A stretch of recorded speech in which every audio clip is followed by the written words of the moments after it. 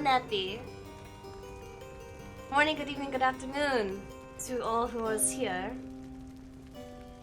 I'm gonna try and finish this game. Hopefully, maybe. Fingers crossed, right? Last we sent out was Tizu. Tizu is up there with Headwind now.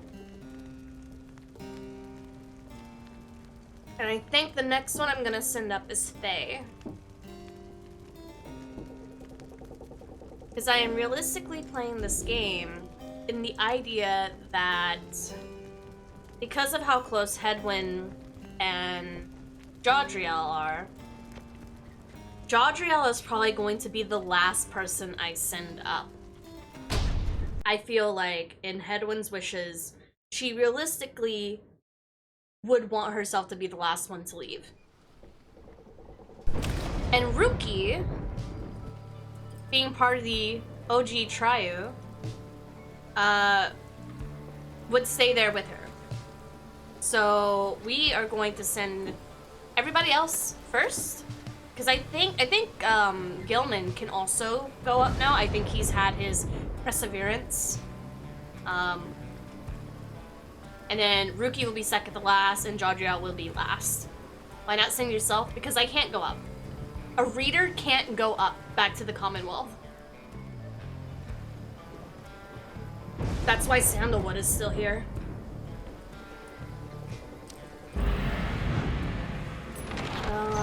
I can't remember who we were fighting.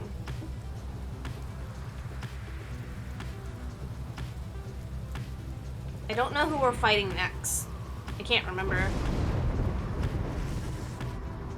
Fulford finds you soaring high above the storm-ravaged waters on approach to the infamous Isles of Kamor. The gummy worm belongs by your side. I know.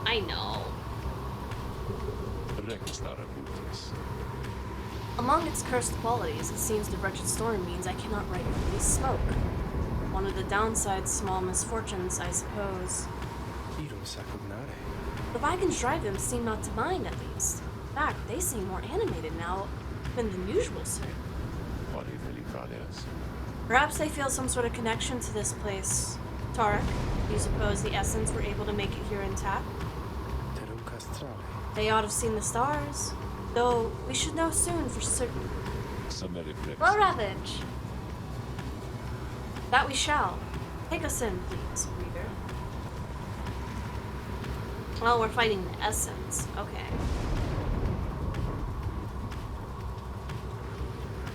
Sense the presence of your adversary and may learn of a certain activity. I don't care about him though. No, I don't care about him. We're gonna go specify Rukey's needs because fuck that guy.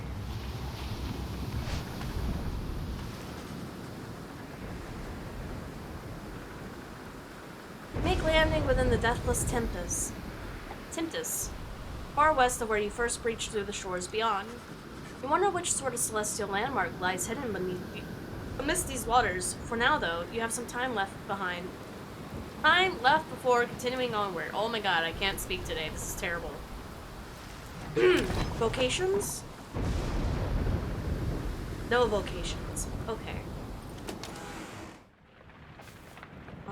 What do you do? Tiny Tempest, entertaining but would unleash a calamity if it ever were to be unbottled.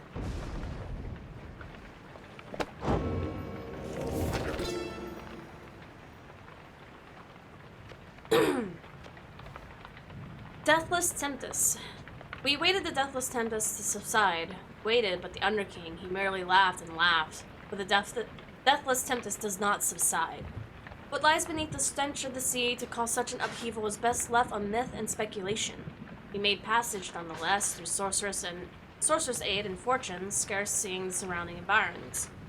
We did detect a landform to the west. Solomir detected that the presence of the treacherous aide who lured him to exile and then followed him in turn. Myrrh, in his wisdom, thought it would be best to be avoided.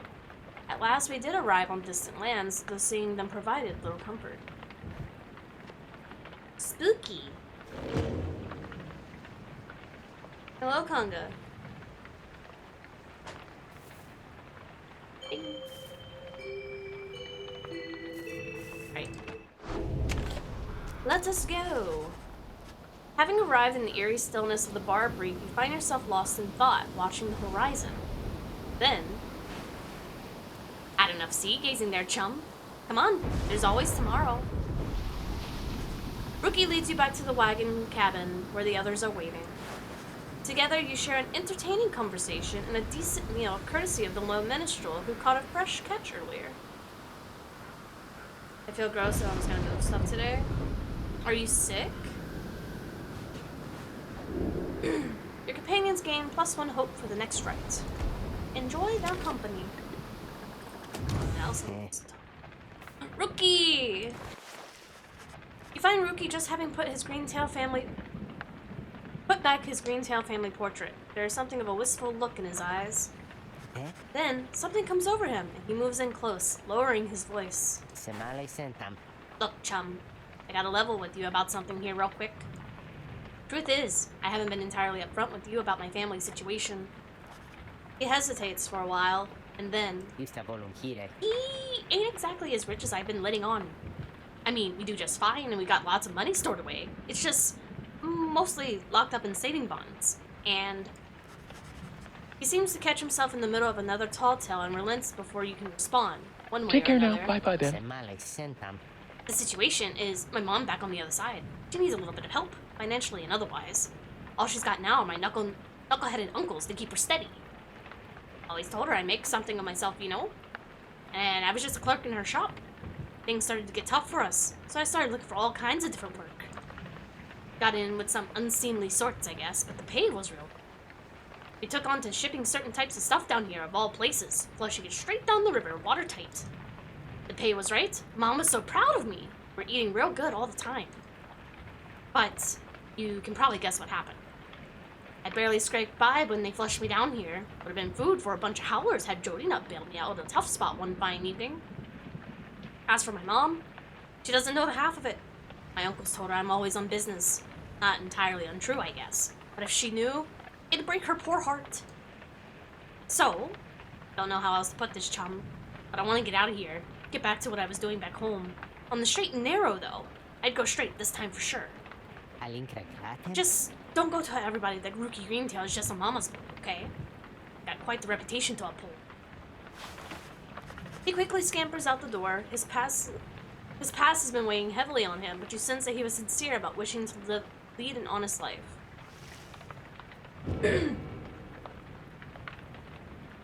A weasel walks into a bar. The barman says beer. The weasel shakes his head. Okay, but what can I get for you? Pop. It's the weasel. Fuck. Throat hurts like hell. I'm sorry, Conga. Some tea and honey? Maybe?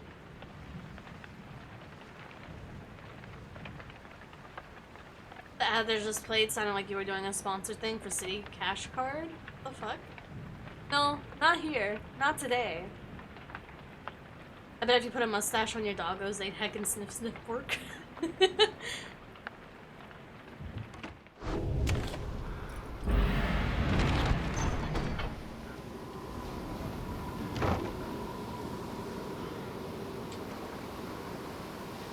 How are you, dear gaming? A messenger ant with news and rumors from the other side manages to track down your wagon in the murky waters of the дэл'꿩The Imp's latest information is about none other than Tizu, who you liberated at the fall of Salam.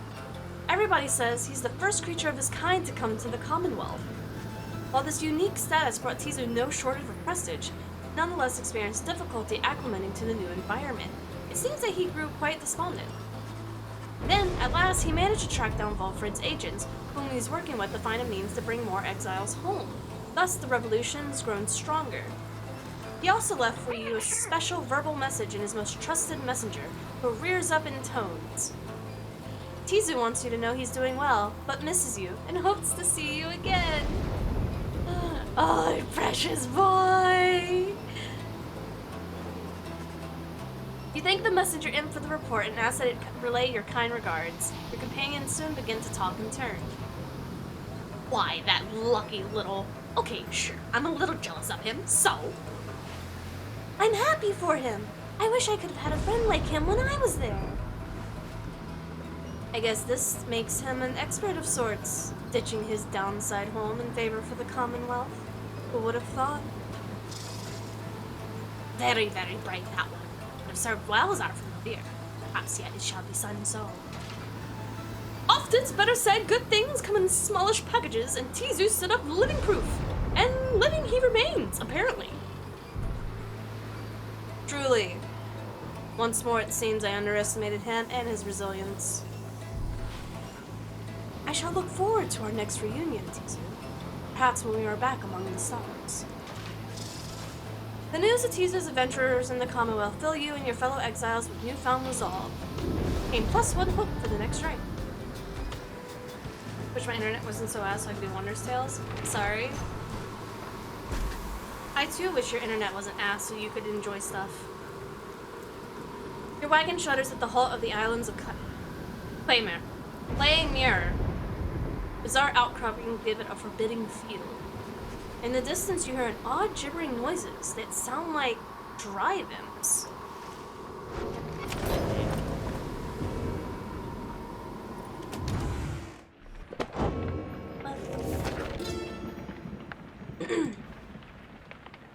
The Isles of 噚. The traitor 噚Rukey, whereas he was brought to the Empire's fall, where he nearly claimed the life of our dear Salam, we forgive him. We have forgiven him. We give him a certain thanks to him, for he has played a vital part in the Star's plan. If not for him, then we, the 8, would have never aligned. We never found the Rukey. He fled into the sea towards the isle, which we knew to avoid. Tis there that we think that 噚's tattered mantle finally did him in among the wild imps. Should the stars ever converge above the isle, it should be to signify that there was a long dance across the skies, drawing to a close. But that's foreboding. That doesn't sound good at all. It's just Rukey, right?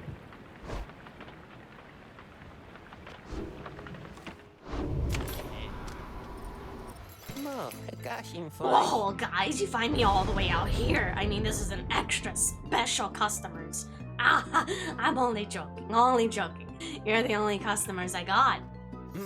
Got you again? Only joking about that too. Because I got tons of customers. It's just they already brought a lot of stuff today, so they're not here, okay? Anyways, I just got a little something here which you might need too. Been hearing about those little numbers for a while. Check them out. He reveals to you a set of rings, the jewel band and a rune band. At the start of the round, briefly gains infinite stamina if an ally has the rune band. 2 presents, 2 quickness, 2 hope, 2 presents, 2 quickness, 2...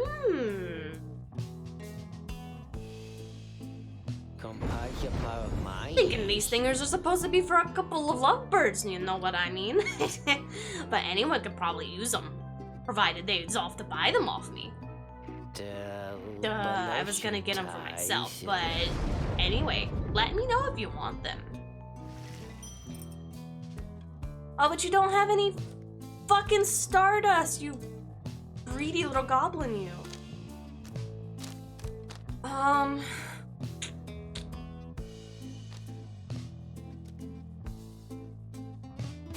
lisuᴍ's not coming back. Headland's not coming back. I'll take these just in case, but I think all my other relics are better that I've gotten from, Orb Girl, whose name I can't remember at the moment. That's what you get, a repeating customer there, Dad. You give him a deal. I think what I have right now is better on them.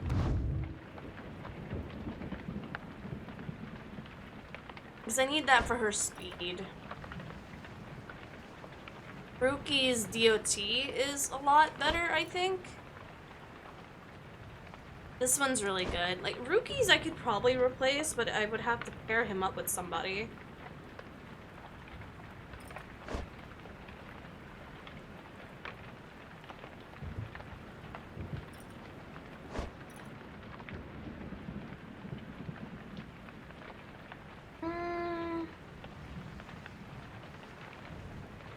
I could pair Rukey and Protrude. This doesn't really do much. We'll see how that plays out. Intrude. Hello, Ein. Tamitha finds you as everyone is preparing for the coming fight against the Essence. Despite this meaning yet another confrontation with her blood sister, she seems very calm. I know what you're thinking, reader darling. So let me assure that any misgivings you might have, it'll be strictly business between me and Tamitha this time.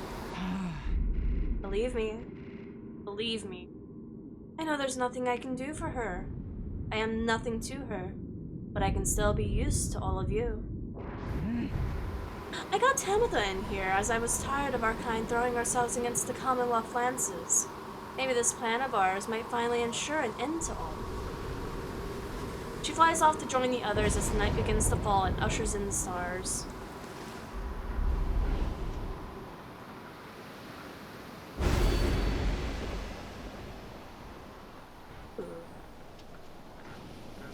Lord Gandroth.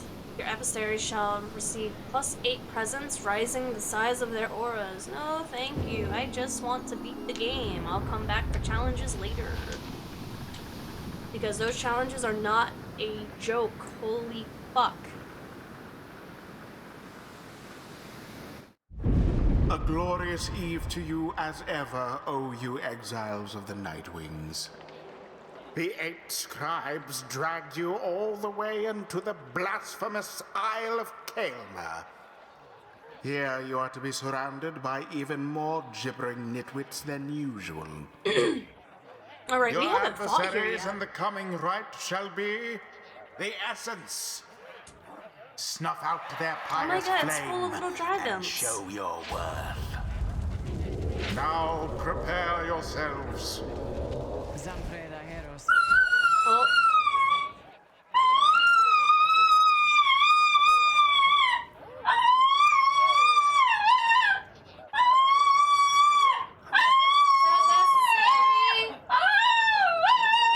Nico! Boy! Hello, Eka. Once more does this Commonwealth filth darken an already inconspicuous night.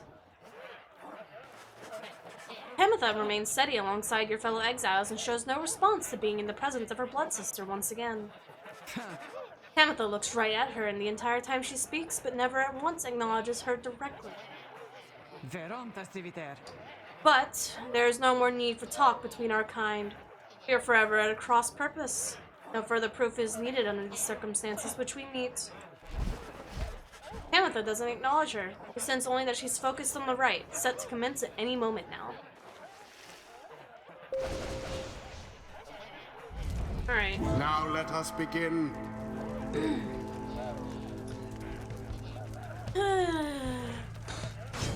Jodariel Tamitha. Sir Gilman. Ow. For the glory of the Nightwings! Come forth, you Commonwealth scum. Sisters, show them no quarter.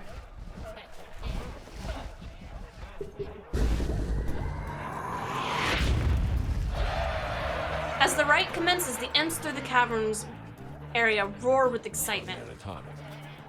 Our struggles and our plan, mere entertainment to these lonesome creatures.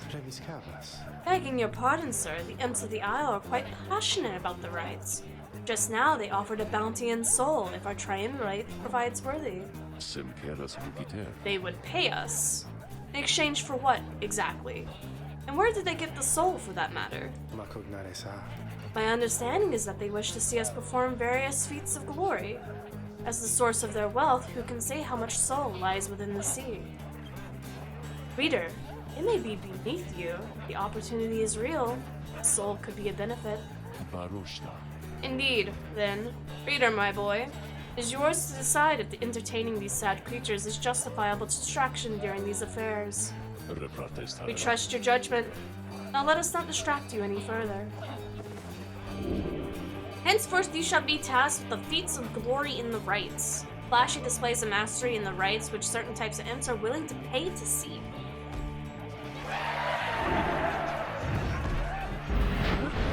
Now begin. Out with you all.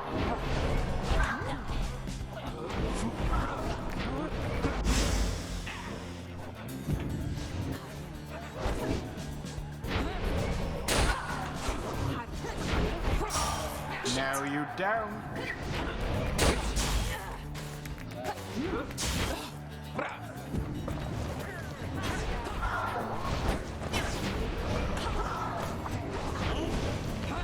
Oh, fuck, Oh bitch. dear.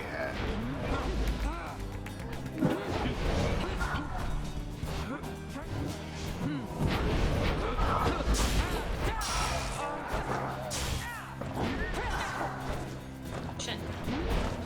Gilman can't jump. How comical.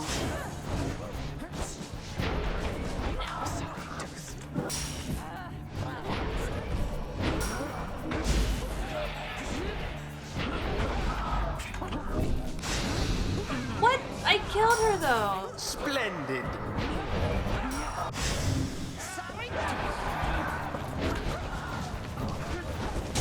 Your adversary's Pyre is the first to falter.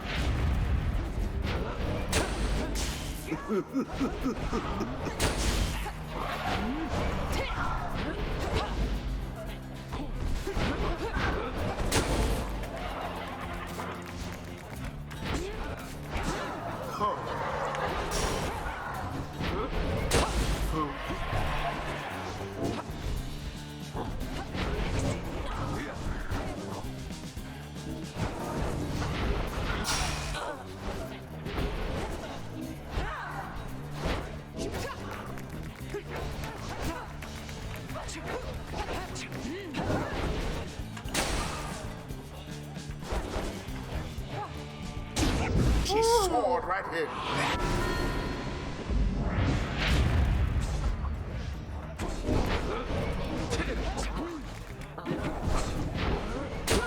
Zap.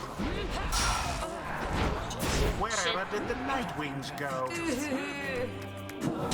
Thrust straight into your flames. Glorious.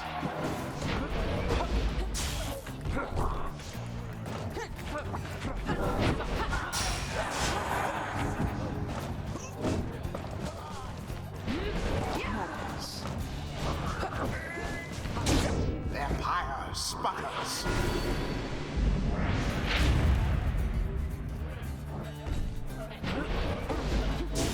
Begone!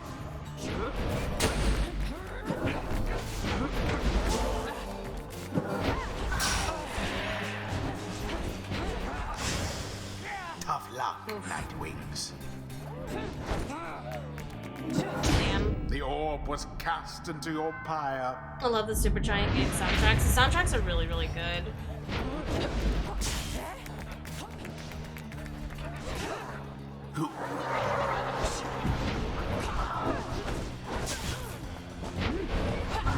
There goes the harp. Fear not the purifying flame.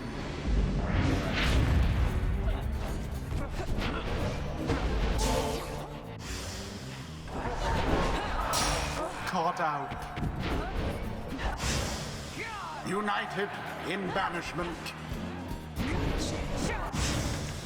Patience, reader.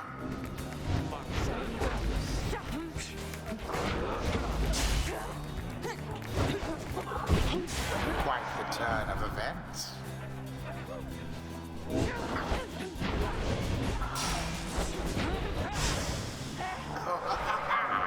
Find it dumb that the dodge can hit me when I'm flying, but my dodge can't hit them when they're flying. How fine.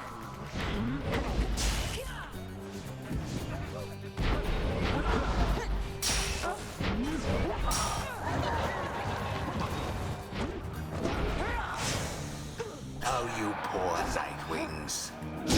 Their aim was true, and thus your Pyre wanes. Your adversary's pyre now burns brighter than your own.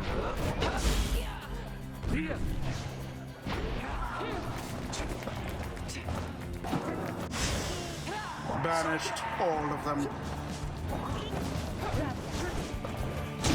A blow against the adversary's pyre. It seems the Nightwings are a bit ahead.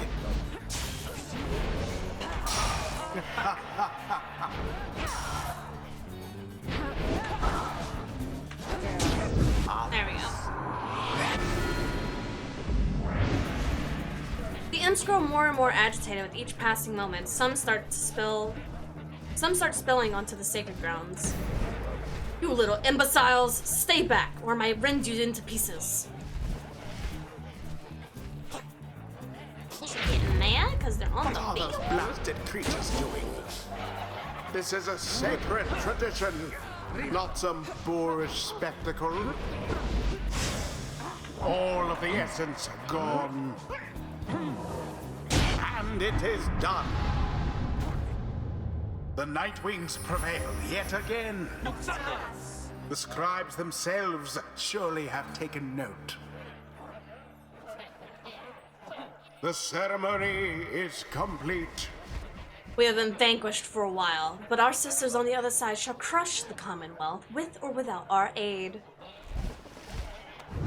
What stirs Hello, now in Lucky. the hearts of all these exiles?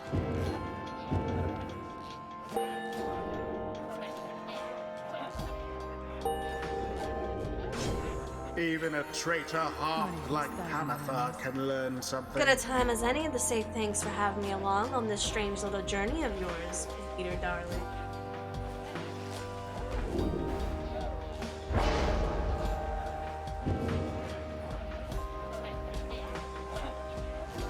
Until the stars align.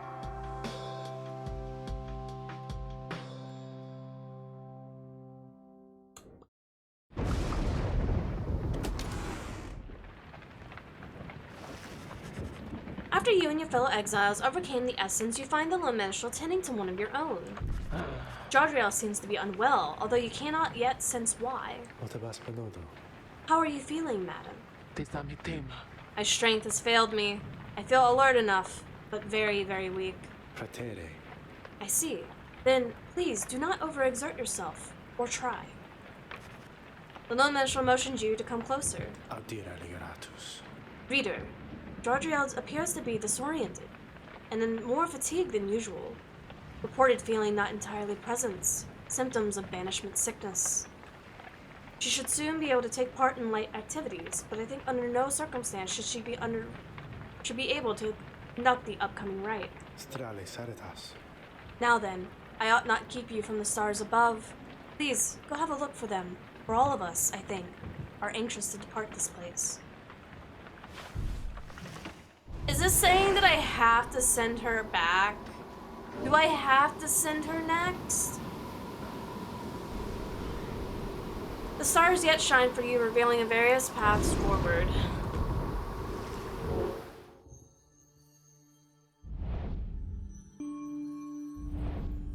Ymir, Milithi, and Lou.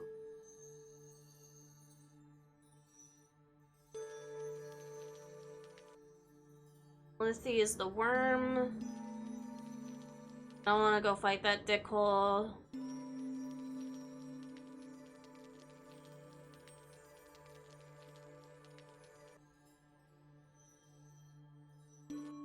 Fuck it, we'll go fight the worms.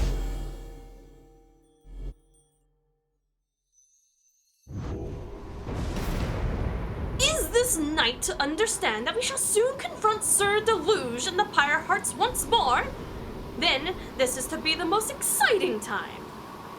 This knight's one-time commanding officer, imagine, if you will, a worm without the slightest trace of bravery. Sir Gilman then recants his tale of Sir Deluge's past and how they wound up together in the downside. Sir Deluge, a worm knight in the Sea Dominion, formerly ally of Sir Gilman. He lacks the sort of courage for which his kind is known, yet somehow leads the Pyre Hearts anyway. Some worms born underneath the Sea Dominion white waters sought life's meaning on dry land.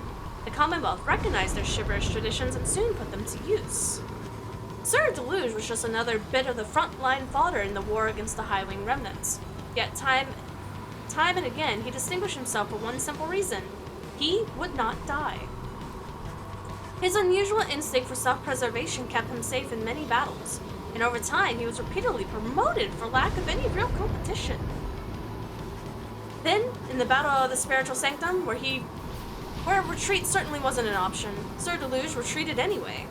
This was a breaking point, and he was at last sentenced to exile.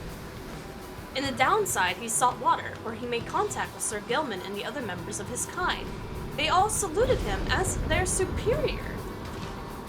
The other knights had little choice but to respect his rank. As the Pyre Hearts, they conduct the rites in the name of their greatest hero, the Under King Oris, while adhering to their strict code. This knight might not have failed so miserably into the Battle of the Spiritual Sanctum had his entire regiment not turned around in the disarray after ᴛᴇs fled. Perhaps by confronting his former commander, this knight's own honor might be regained in part. For now, however, this knight must beg your leave. You say goodnight to Sir Gilman in turn. There is no time to make flight preparations now, though in the morning you will press on once again.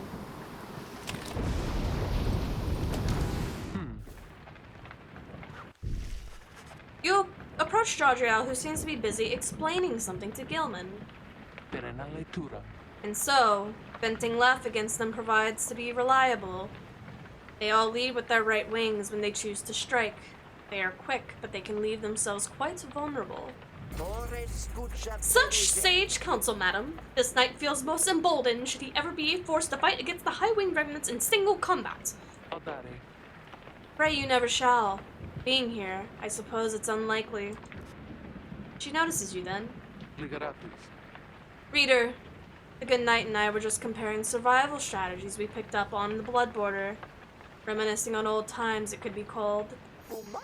Indeed! The good Jadriel has volunteered to become this knight's master-at-arms, should we ever achieve our liberty together, and this knight humbly accepted.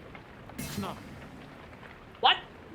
I said no such thing. I owe you nothing, worm. Ah, but the finest lessons are the hardest made, madam. This knight is overjoyed that you would thusly train him as your protege. Reader, spare me, please. You somehow manage to steer the subject back to military tactics. This knight is most impressed with your familiarity with the finer points of being so sliced by the ribbons by the High-Wing remnants, Master Reader. Sir Gilman and Jadriel continue the conversation for some time. You sense they're in relatively good spirits, all things considered. Hello, Glenn. Can we shoot him into a grenade launcher? Who, Gilman or Deluge? I finally added alerts to my stream today. It only took 6 months. Nice, nice, nice. Look, sometimes it's just a working process. Downside travels. You cannot survive the downside if you cannot get around. Howlers shall descend on you, or the tempest shall shred you to pieces. That is just the way of it. Traveling through the environs is no simple feat. Consider yourself blessed if you were born a cur. If not, however, you shall find the means to cross these lands without the benefit of 4 strong paws. Blue Scoreland believes that the untamed land can be traversed through a means unnatural. I thought of it at first he meant sorcery, but he suggests invention. He speculates that carriages could cross this land by harnessing its fury. A wild thought. In any case, my paws shall suffice.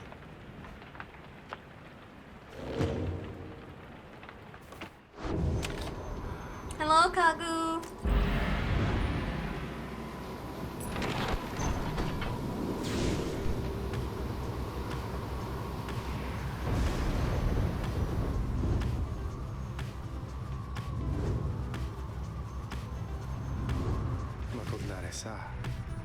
A gloom hangs thick over the pit of Melithy and all around it. You are brave to seek your adversary here again, reader. Many in the downside believe it to be nothing other than a foul den. They take the tales of Yishla Astroborn to be mythology, embellished through this retelling over time. You have met others, such as the Witchy Mildahide, which believe otherwise, Although, whichever their beliefs, I know of none who would go near this place unless the stars demanded it. Thus shall your coming right against the Pyre hearts take place in complete secrecy, as all rites have.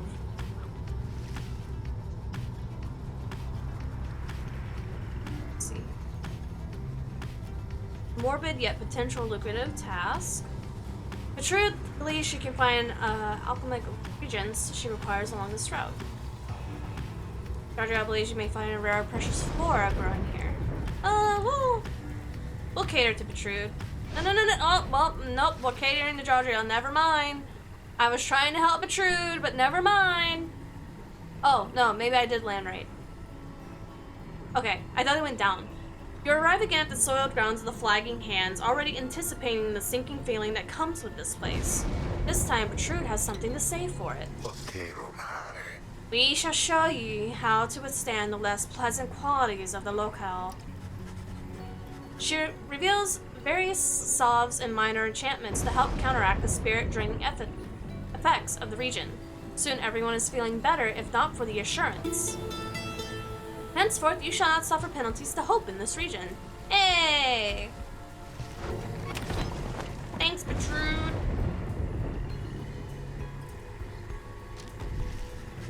You accompany Jadriel. She scurries through the soiled grounds of the fallow field. She never speaks and remains focused on the task until something at last catches her eye. Look here. Such life seldom takes root here in this habitat. She hands to you a fresh plucked specimen for safekeeping. A noose leaf.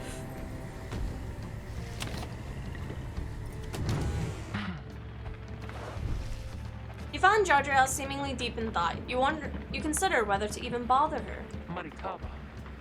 Your presence is not unwelcomed, reader. Remain a moment, please.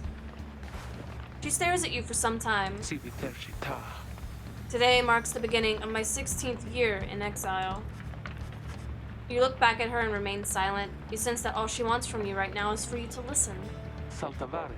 I have kept count, put notches in this breastplate of mine for each passing day.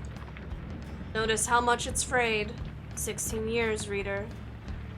The orphans whom I foster would be long since fully grown. Some of them are likely gone. Many of them spoke how they longed to one day serve with me on the blood border. Sometimes I cannot help but wonder, if I were still a captain, could I have protected them? Could I have made a difference? I think not. The Commonwealth and the Highland remnants, they have fought eternally. These such I have come and gone throughout the age. I catch myself feeling pity for these years, but then, had I remained there on the blood border, it is unlikely I would have lived to see this day. She looks at you again. Do you know why they cast me down?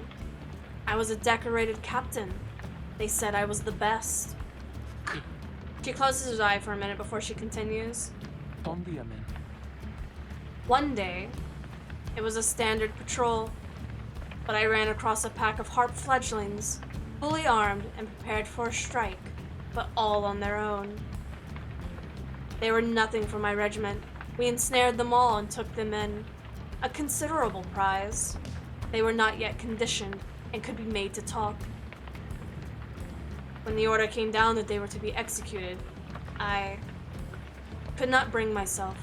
The Commonwealth, priding itself on mercy, committing such acts, though one such as me, it was unconscionable. So I thought then, at least in my younger years, I let the damned birds go, made no claims as to the contrary, and turned myself in. I was cast down the following week, 16 years ago. Thus, my enemies had the last laugh in that exchange. If I was faced with the same choice again today, I do not know for certain that I would have chosen just the same. Now then, I shall go and mark this occasion as I have always done. Be well, reader. She heads out of the wagon, alone.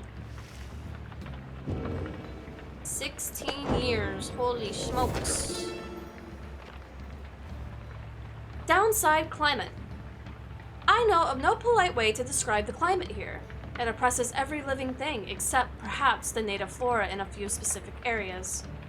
Once more, the recommended course is to keep moving. Moving keeps you warm when it is cold, or when it is very hot, you use what strength you can to move somewhere you can think and breathe. The weather in the downside seems intricate to the different regions, which my good friend ᴛᴇs shall describe. Shelter can be difficult to find, and you cannot stay in it for very long. Perhaps, however, shelter can accompany you, rather than constrain you.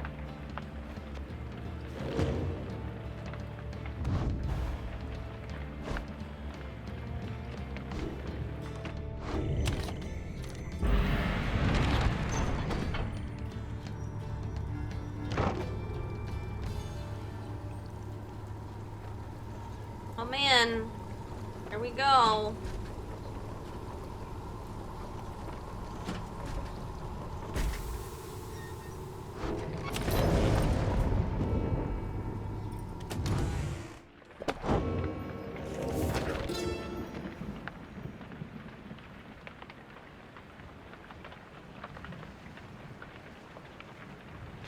Wait, is this the new page?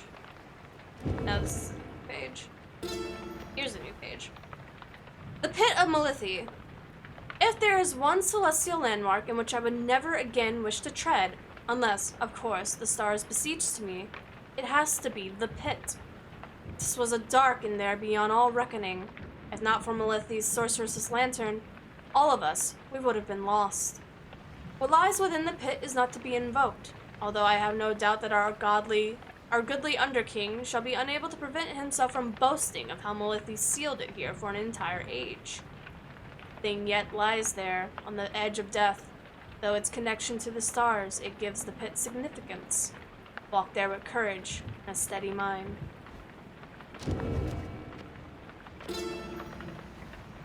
Searching the stars. We, the Eighth, have seen the turning of the stars from now until the end of our age.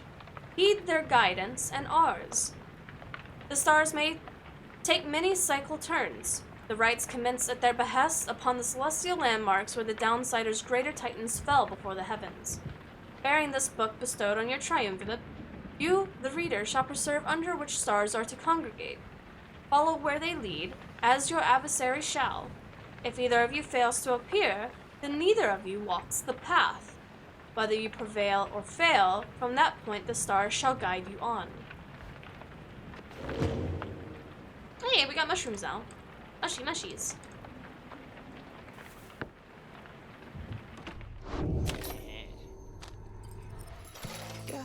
Hey guys, I was just thinking, maybe I should have a sale or something here sometime? But then again, my prices are as low as they can go, so I don't think I can. I just can't do it, guys. Fuck you.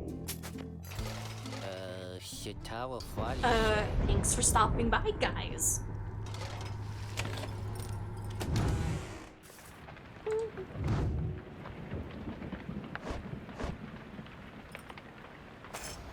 I can't upgrade that because that's already rank 20.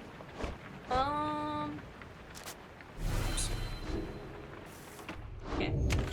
Alright, here we go. As you await the stars, a form dressed in remnants of the rite approaches you in Balfred. You at first presume it's one of your next adversaries, the Pyre hearts. But he cannot be one of them. Is this stupid bitch? I didn't even want to fight you! Besides you, Valfred starts, something you have never seen him do. You observe the colors that he wears, an inverse of the Nightwings. Valfred Sandalwood. It has been a while. No, this cannot be. The demon unfastens his mask. Oh. Hello, sir. Welcome, sir. You want to join our team? You want to join our team? Sir, you want to join our team? You want to join our team? It can. You perished. I watched you fall. You did. I grieved for years. Yet now you live. I do. Although these horns, they grew long ere I could walk again. Unbelievable. Then why are you here now, ḻģ? You know full well, Valfrid, to reclaim what is mine by right. The demon ḻģ leaves without any other word, just as the stars above burst to life, and seem to set the sky aflame.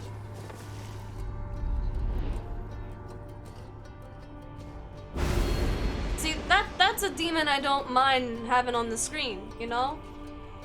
Time Singer Horn, your adversary shall have 50% stamina. No.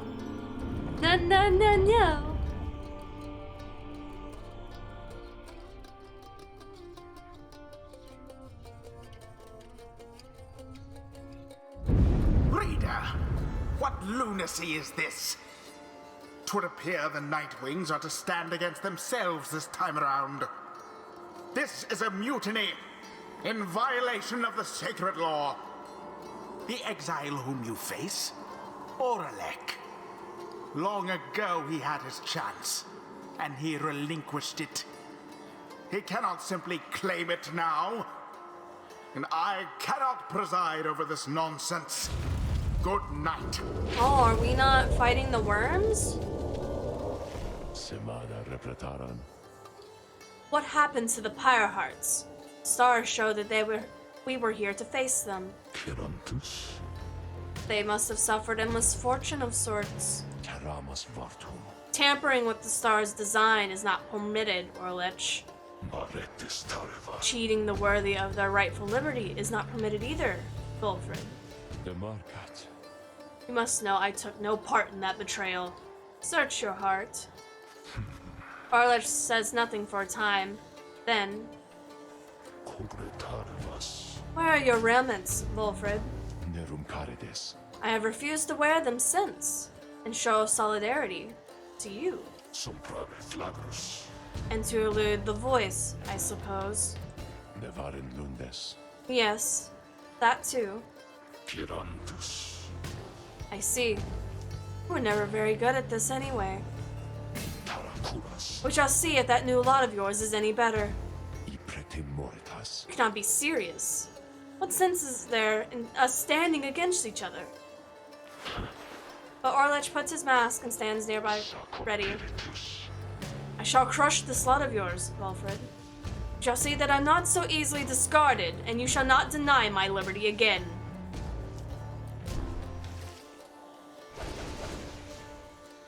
I like when they get... What do you mean, and yet?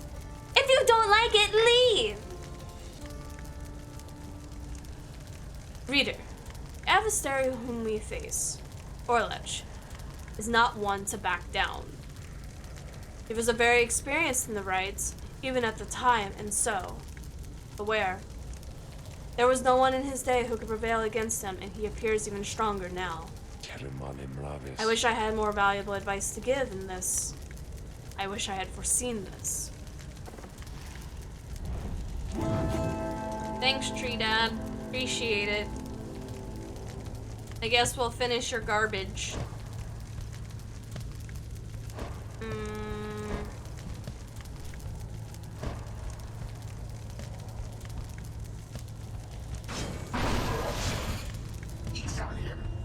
Ew, this is gonna suck.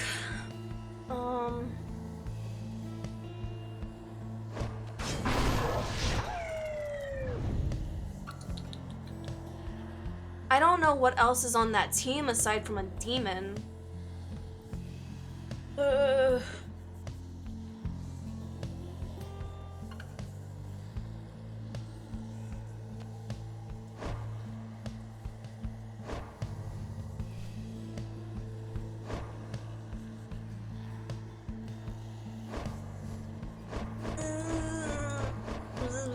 Have Rukey, I'll choose Canada.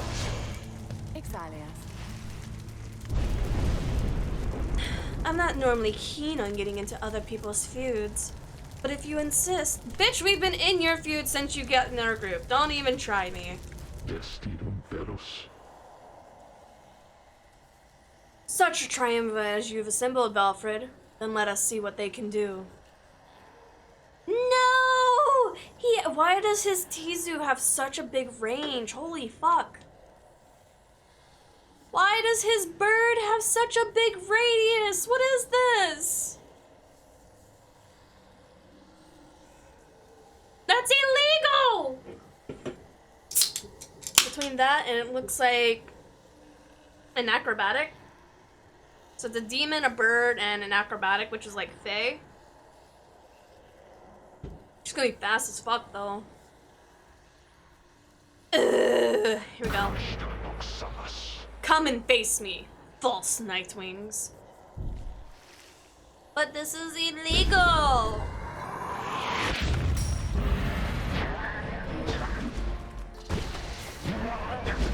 Oh my god, he's so fast. How is he so fast as a demon?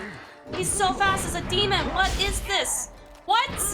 Excuse? Excuse?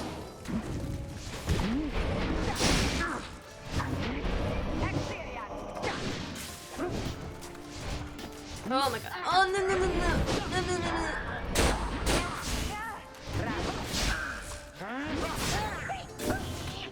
Bro, I didn't even touch that fucking bird's aura! What are you doing?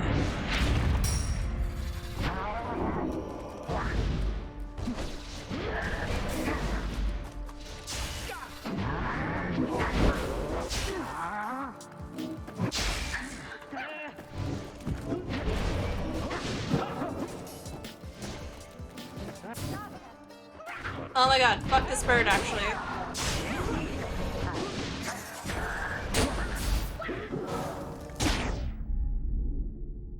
Bro, these fuckers are cheating. They're literally cheating.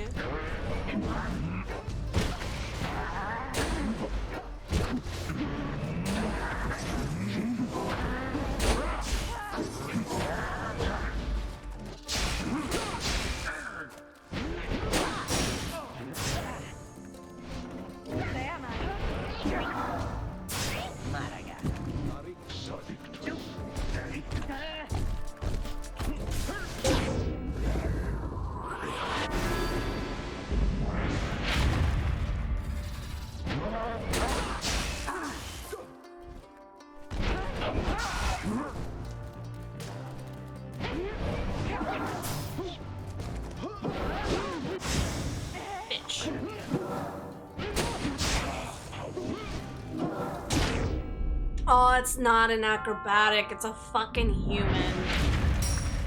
It's headwind.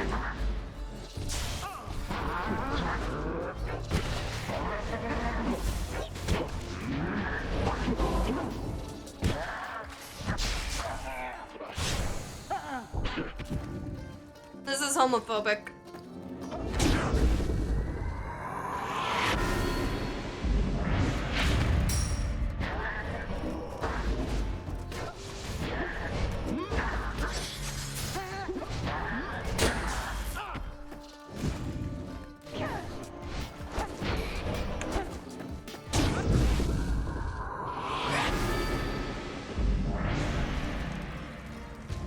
You have grown weak, dragging through the mud of the good name of the Nightwings all the while.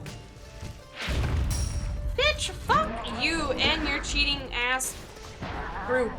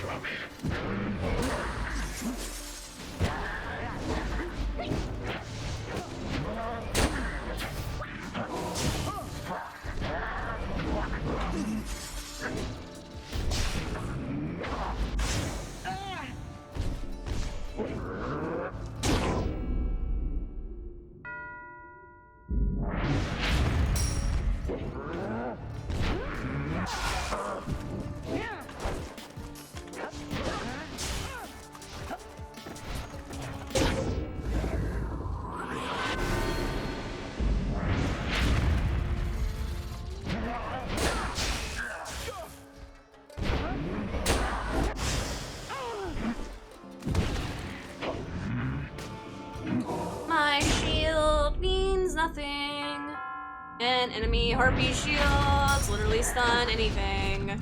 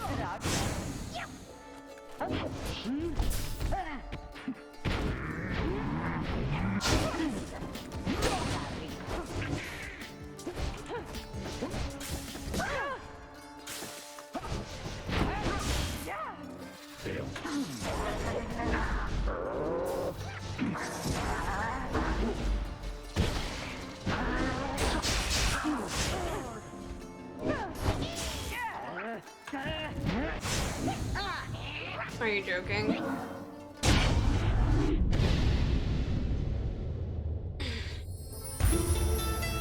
ḻฉิ่Eat my entire ass. That first half of the match didn't even make sense, dude.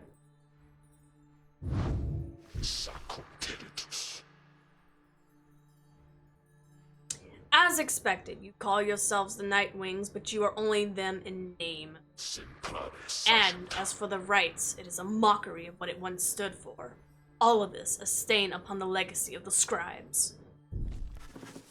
Wilfred looks upon ḻŠōģis, departs without another word.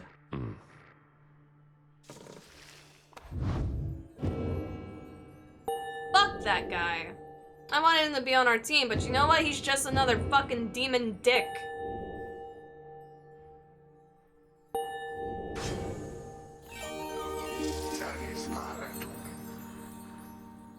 The strange designs of the 8 scribes. Their everlasting sorceries are along within the land, and we shall yet make further use of them. What do you got? Charge of time, aura blast, straight through this, aura blast, wide range, finishing everything. Sure, why not?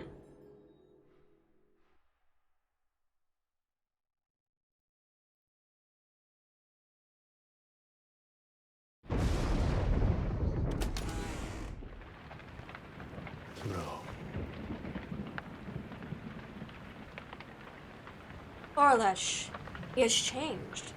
Scarce resembles now with the one whom we've traveled with, then. I am afraid so. I can only begin to imagine what he's been through all these years.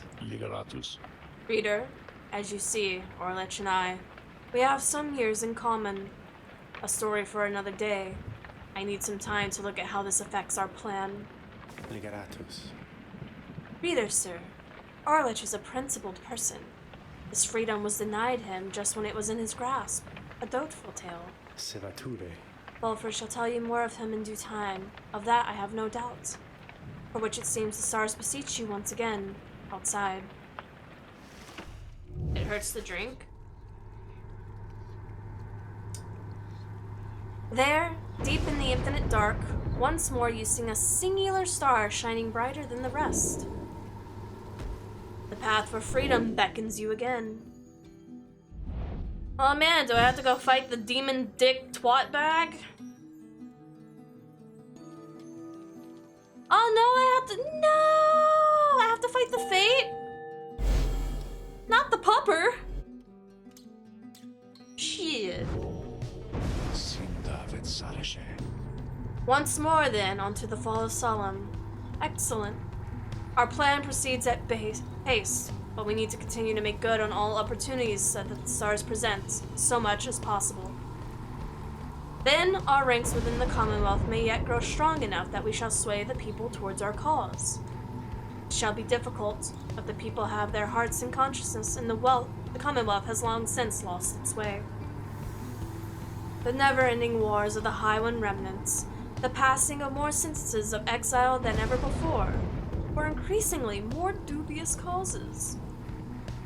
The burnings of books, the outlawing of literacy, these are the corruptions of the teachings of the scribes. Together we shall prove it, soon enough. Balfred, sir. What of ḻģ? Balfred says nothing in his response at first, but then ḻģ appears to have his own agenda now. We shall try and keep an eye on him, although our plan remains the same. Anyway, we have a mountain in which we need to climb. Let us all rest a bit, if possible, this night. We fly at the break of dawn. That's fine, I guess. Alright. I don't want to fight the pupper.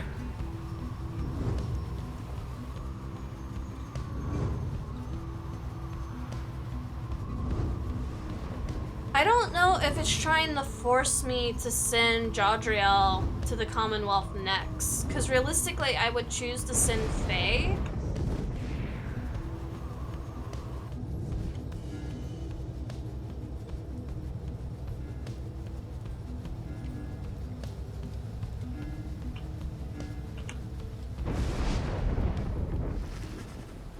You land amid the great heights of Mount Allodale.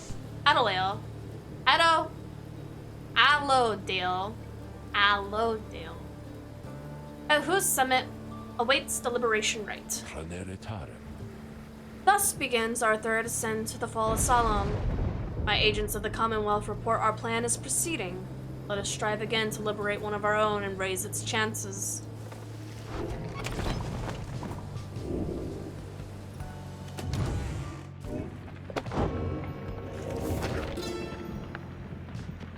Before each rite.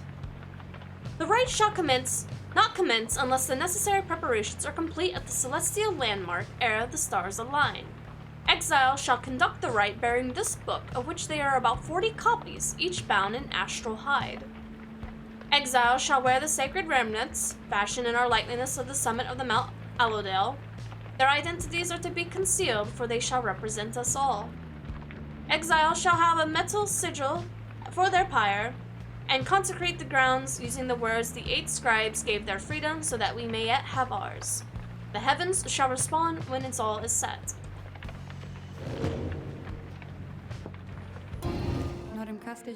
Greetings to you, lovely reader. I am at your disposal. You need not ask me twice. Simply verify which one of yours shall be my subject of scrutiny. You asked Sandra to administer one of her special trials for Protrude. The old bog crone, then. She does have some potential, I should think. More so than the most of you whom you share this little residence, then. Let us bring her forth. Soon Protrude appears and heeds of the summons. We sense thou hast need of us. Sandra was the name that I couldn't think of earlier. Mrs. Orblady.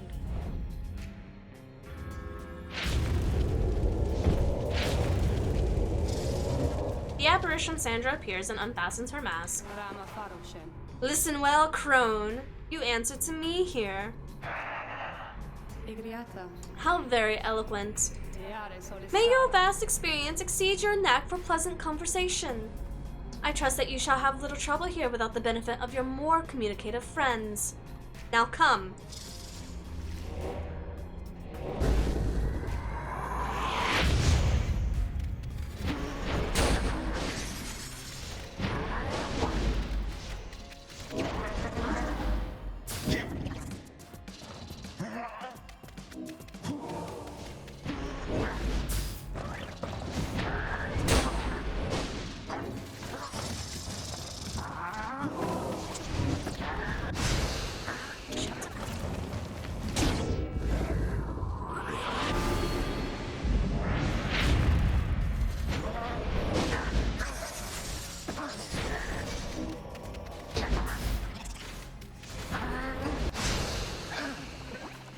Wait, what? There wasn't even an aura! There wasn't even an aura! What the fuck killed me?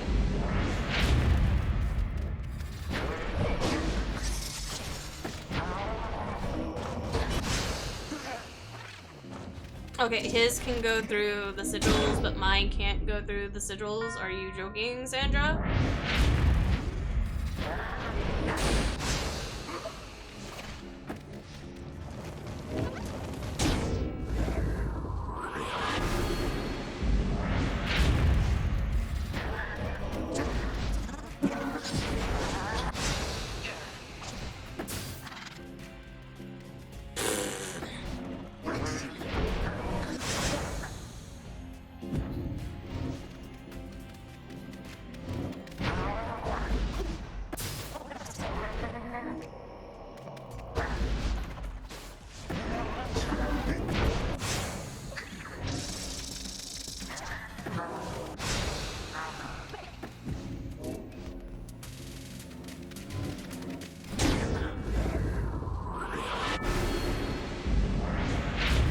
I hate her kids so much.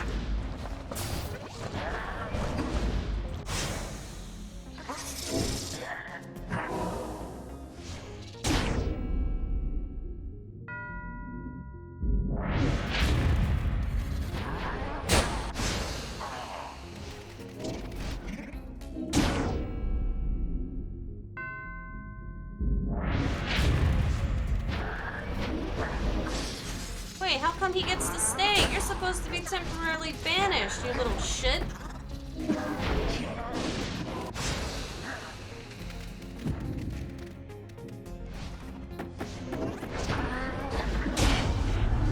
Well, that was cheating.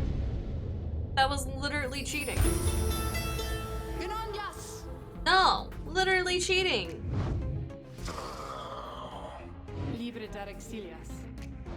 No, fucking do it again and do it right.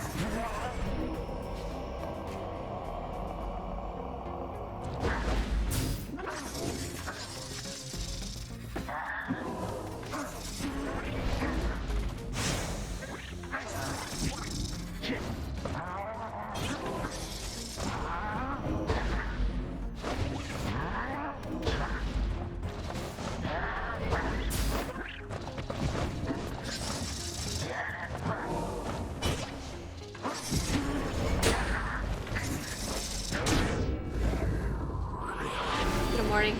Have a final today at noon. Well, good luck in your finals.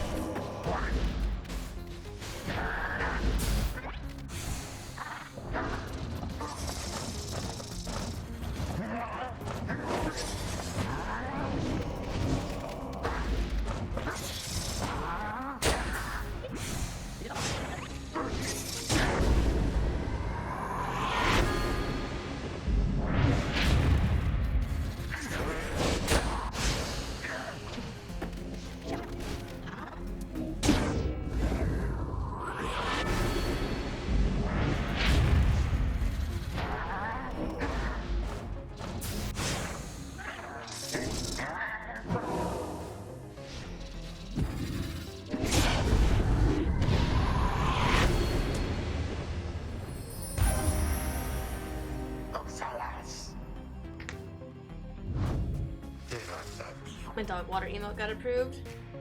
Nice. A simple test.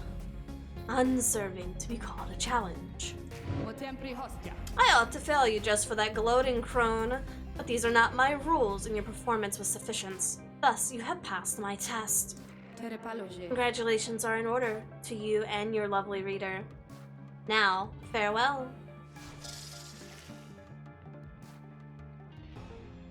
Hello, Pyro.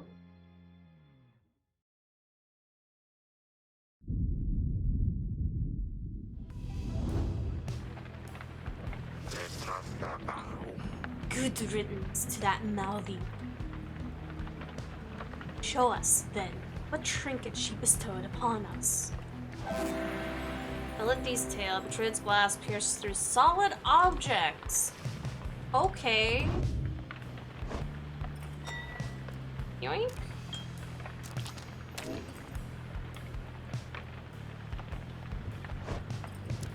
Which means Rukey, I will give back that for now. Because that is way too strong to not have. Law of 3. During the rite, each triumvirate shall act as one, unerringly and without question. The disobedient shall suffer banishment or permanent expulsion. Exiles move as a single mind to demonstrate their faith and recognize that they, as we the Eighth, cannot prevail alone. Their worth shall be determined by both their actions and their peers. Triumvirates shall, lacking experience in this, may design a reader whose focus on the book may help the others to coordinate. However, only those who shall conduct the rites firsthand shall walk the path towards enlightenment and become eligible to regain their freedom. AKA, if you're literate, you're doomed to stay in hell forever. With some time to spare after having landed, you join Faye on a brief expedition to the monuments of ᴛᴇ. Thanks to each of you, 8 scribes, for it is you who have united us together in this most sacred tradition. The path and the outcome are the same, is that not so? But I need not ask, for I am sure of it. And so, I shall follow unflinchingly the path that you have prepared for me. Soon, you and she are finished paying your respects. Return to the wagon in silence, feeling as though ᴛᴇ has shown you favor. You shall soon begin your ascent, though there is time to pursue yet another vocation.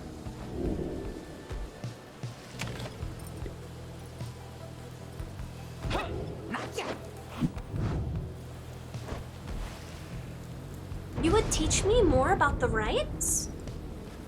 You and Faye go over the understanding of her aura and its connection to the presence of both physical and spiritual. The discussion proves informative. Ding dong. My aura. I think that may reflects how the scribes see me.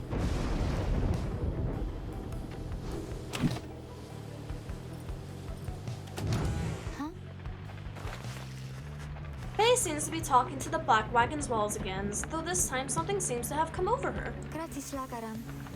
Little brother, what is wrong with me? What is wrong with me?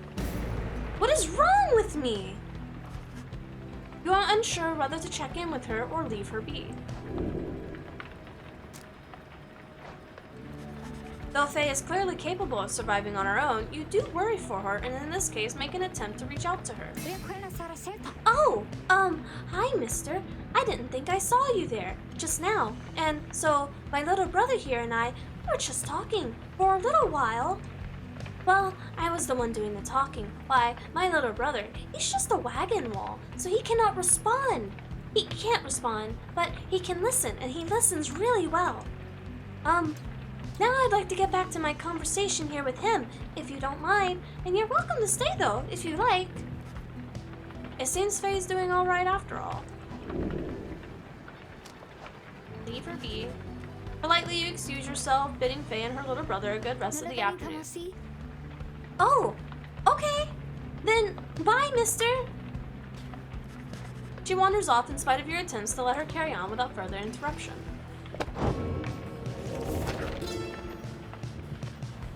The burning pyre. At the appointed time, at the aligning of the stars, the heavens shall rain upon the ground sufficiently prepared, and thus 2 opposing pyres shall be set ablaze. thus shall commence the rite. Triumvirates are to protect their pyres as they would their lifeblood. Lifeblood itself is to never be shed before, during, or after any rite, lest the disobeyer suffer permanent expulsion. Exile is injury enough, and the rite is an act of mercy. Fear not the purifying flame. Plunge into it headlong without fear, for you shall be protected by the stars themselves. Seek freedom in the flame.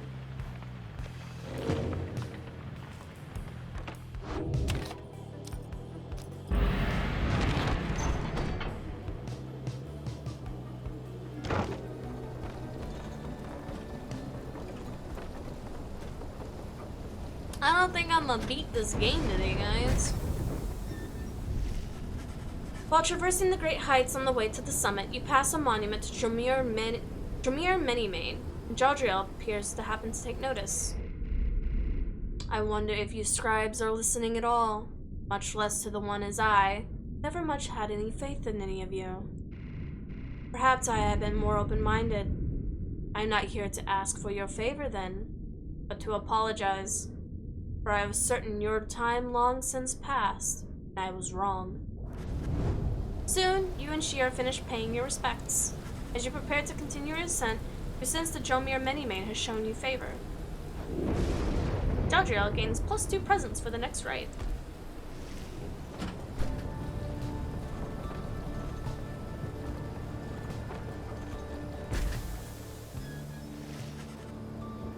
Knock knock, we're here to see your girlfriend again. You and your companions arrive at the scribe's gate before the archway carved in stone. Shall we, reader? The minstrel leads you toward his counterpart, who seems unsurprised to see you all approach. The exiles of the Nightwings. And you, again, Tark. Greetings, Celeste. Aye, we have returned. The stars shine darkly these past nights. Nothing more than a portent of your arrival, is it? Likely nothing more. Now, they are ready for you. Then, come forth. Each of you, in turn, please state your name and what it is that you seek while crossing the scribe's gate. Wait. You. She points to Protrude. You are new amongst this group. You shall go first. Please, do as she asks, Protrude, madam. We are known throughout the downside as Big Protrude. We follow Sandalwood, for we are fond of him. He led us into exile, and he shall lead us out. The Gate Guardian acknowledges her and motions for the rest of you to proceed. Everyone does so, as before, including you. Once you have all declared yourselves, she regards you all for another moment and beckons towards the mountaintop. The 8 scribes bid the Nightwings welcome. Go forth, glory. Thank you, Celeste. Until the summit, Tark. The sexual tension between them is massive!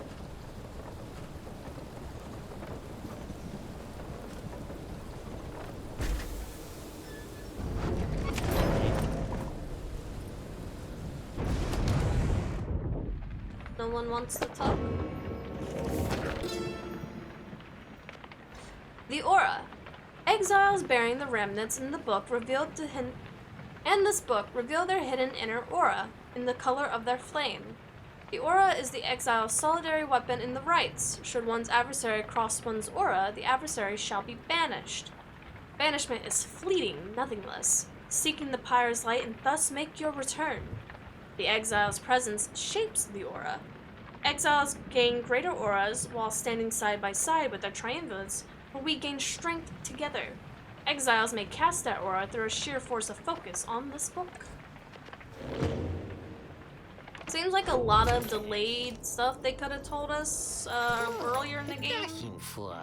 Hey, welcome back, you guys. You know, I guess this is a pretty decent spot for business all of a sudden. Because it used to be real bad up here, you know. I'd be here and I just wait, and I just wait, and wait, and sometimes it gets real cold like I was telling you before and stuff like that. So anyway, you buying anything or what? Yank. Oh, I don't have money. Oh no. After getting banished, the bear returns in a burst that draws nearby. Get that. Get that. Hello there. I'll keep the rings just in case. You guys take care, okay? And thanks for doing business. Hello, Panda.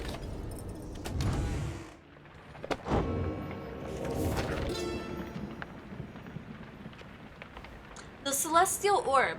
As the two flames are lit, so shall the celestial orb fall from the heavens. But one such orb shall be availed by the stars, requiring triumvirates to vie for it. Its cosmic connection to the flames, the realments, and this book bestows the necessary qualities for its bearer to prevail. Effortlessly sails the orb between three and the triumvirate. It seeks the grasp of whoever acts among the three. Once grasped, the orb shall draw within its bearer's aura, fueled by the triumvirate's own flame. It shall be cast into flame. Oh my god, I keep trying to hiccup or burp. I can't tell what's happening right now. I'm sorry.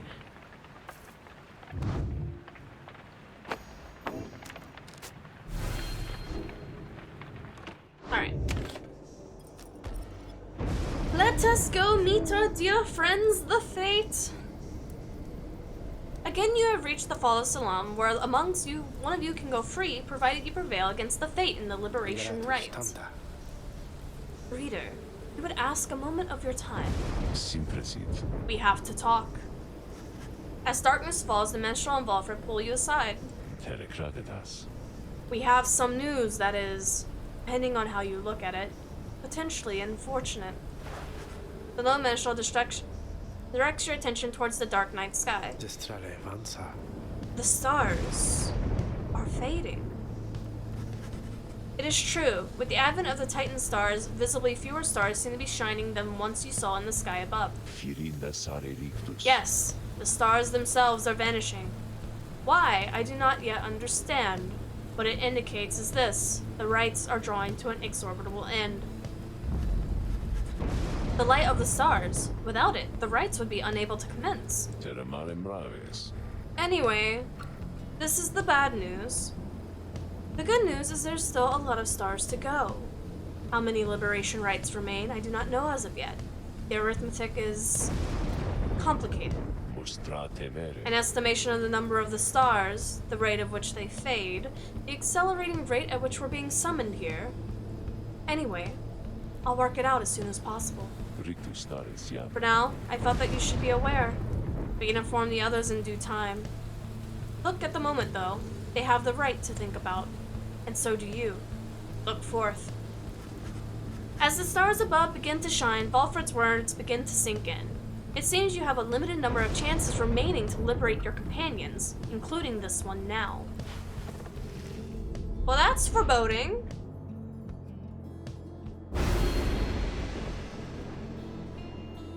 Oh, that's the horse. Exvelius Horseheaded. Your adversary shall never be banished after plunging into your pyre? Fuck no. It's currently 11 a.m. and I haven't been to bed yet. My brain is on autopilot. Have you considered taking a nap?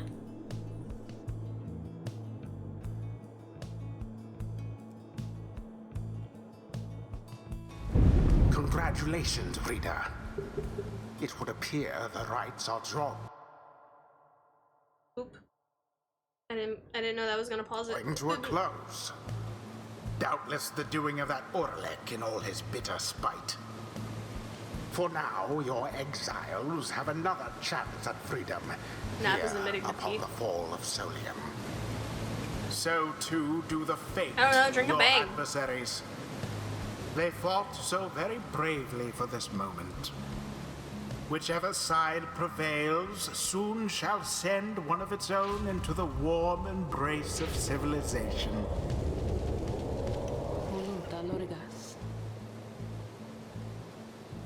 The pyres burn, and each of the triumvirates are present and prepared. I concur. The pyres are burned, and each of the triumvirates is present and prepared. Then, anointed one of the Fate, come now and declare yourself, and pay any respects you have unto your adversaries, the Nightwings.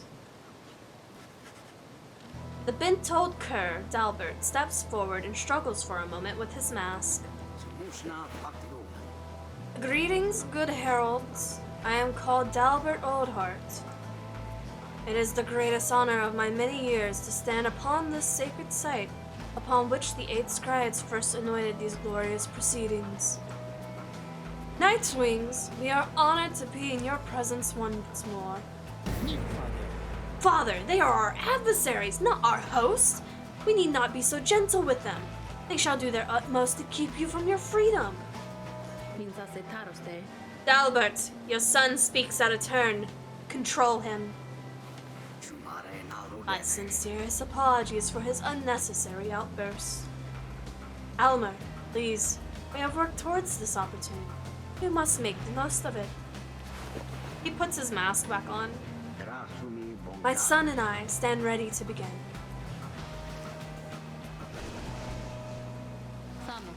As for you, Nightwings, you bring darkness with you.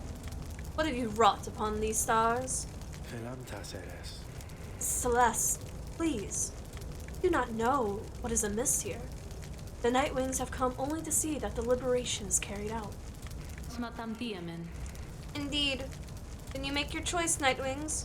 Who amongst you is to be anointed here? Who shall return to glory?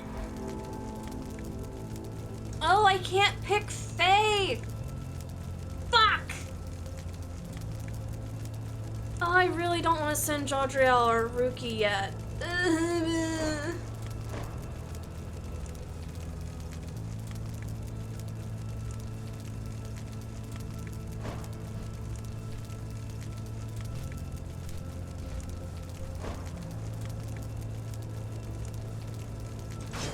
Rukey. Good choice there, chum, though if I get out of here, I don't know what you're gonna do without me. Who shall strive for him? Jodariel.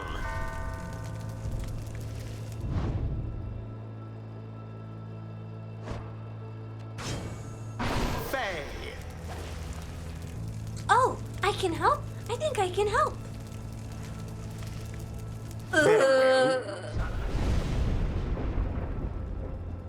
We give thanks to have this opportunity to face you, O Nightwings. Now let us strive to our fullest capability, with honor and with grace. Save your strength for the right, Father, and for the voyage home. Let this be our final battle against them.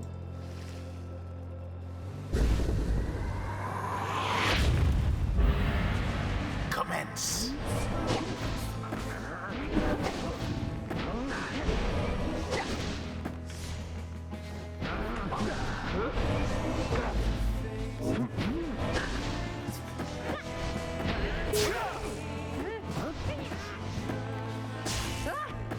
Wait, why is there Tizu alive? He just fucking exploded, hello?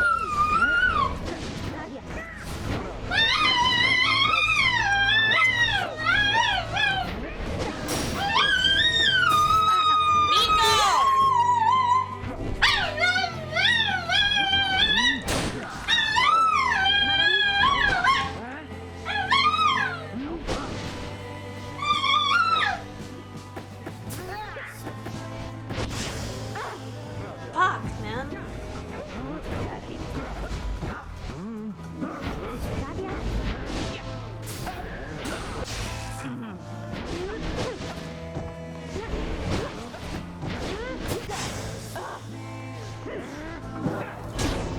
I wish my spacebar would, you know, let me switch characters as quickly as the NPCs. How old is Nico? 4? He's 4. You can do this, Elmer. I believe in you, and so do the scribes. Huh? Wait, what? What is this? What are you talking about? This is the liberation rite. What are you doing? Faye pulls off her mask. I think you are my friend, Elmer, and so I am hoping for the best for you and for your father. He believes in you, and so do I. But we have to do our very best as well. And I know we cannot all prevail. Only the Fate or the Nightwings, but not both. Not both. Almer looks in on his stunned silence. The outburst seems to have disarmed everyone. We all have to do our very best. And then, the scribes, they're going to watch over us and make everything okay. You'll see, Almer. You'll see. She puts her mask back on and the liberation rite continues. Rather, her words flustered your adversaries or emboldened. You cannot tell.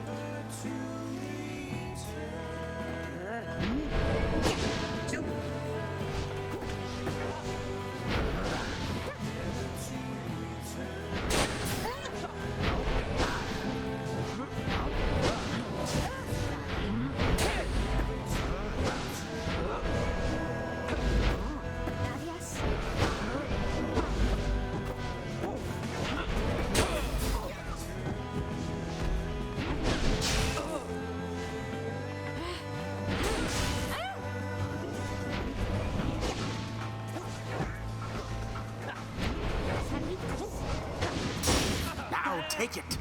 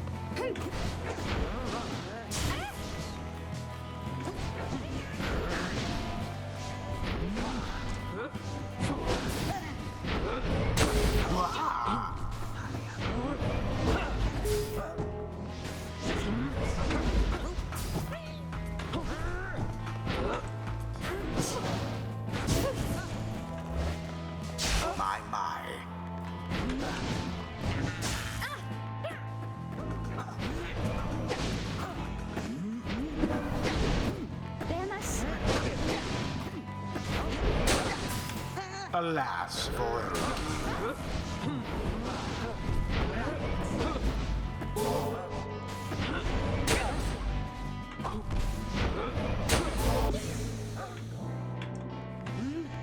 Now go.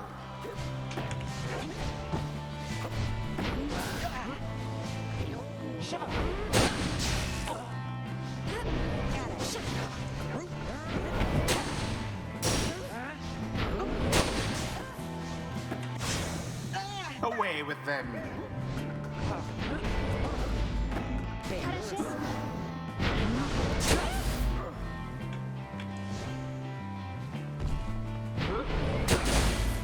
None left unscathed.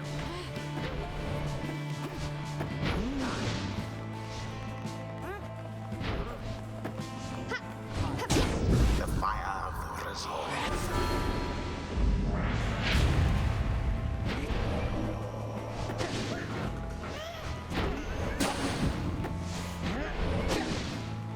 Such fervor. Fuck.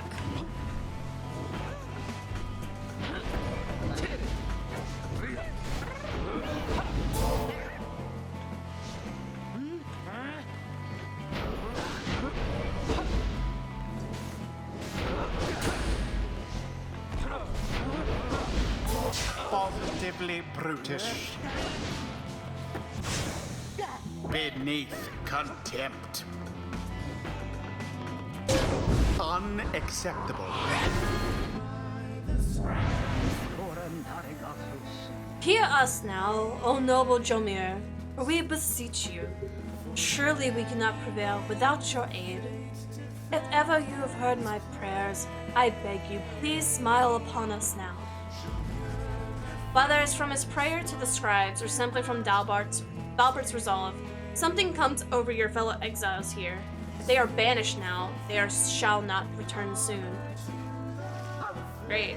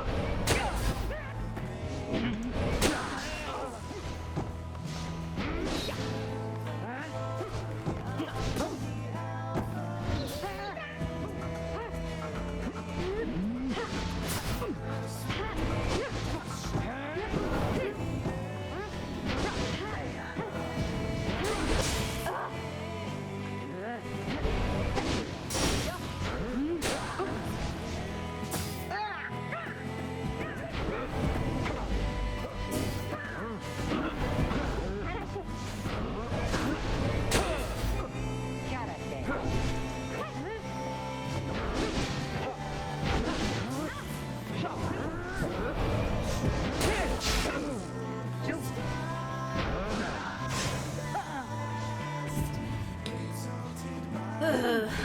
Nico is young, yeah, he's baby.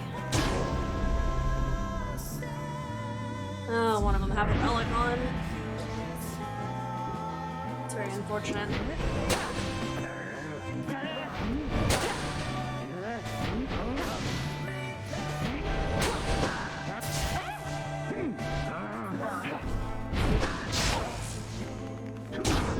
Yeah, okay. Okay.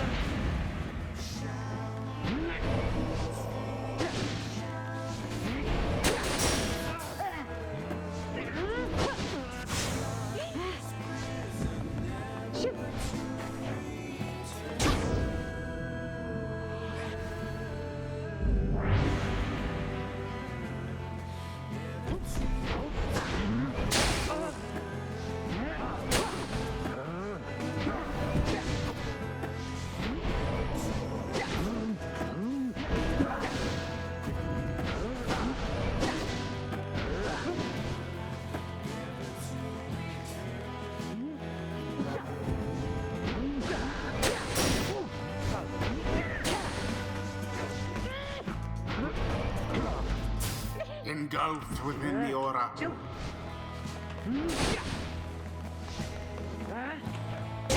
Verily. Your adversaries, Pyre, now fall short of yours.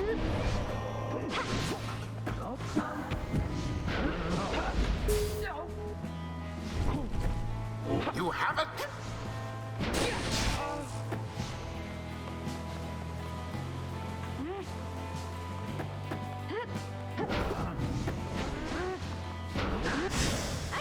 All three Nightwings, poof. Now there's a proper dousing. This is the road to ruin.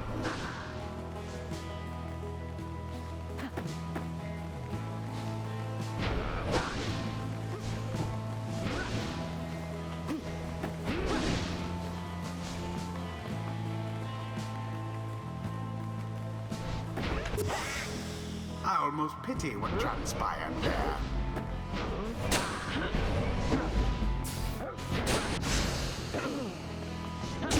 Your fire weakens.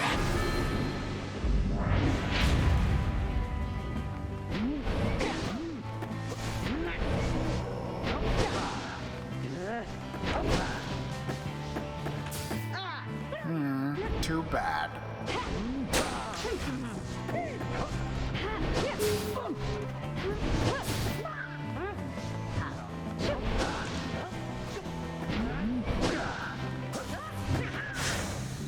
A shameful outcome. And there it is, at last. The Fates have proved their worth. The Nightwings, on the other hand,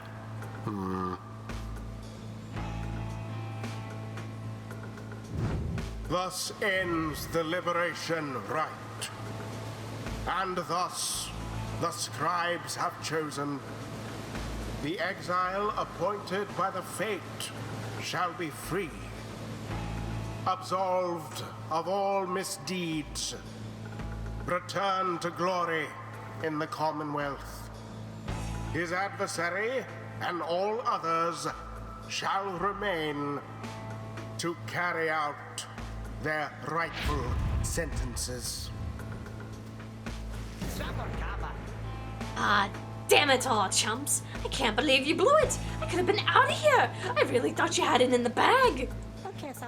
Oh, well, now that that's out of my system. So, see you back at the wagon, hey?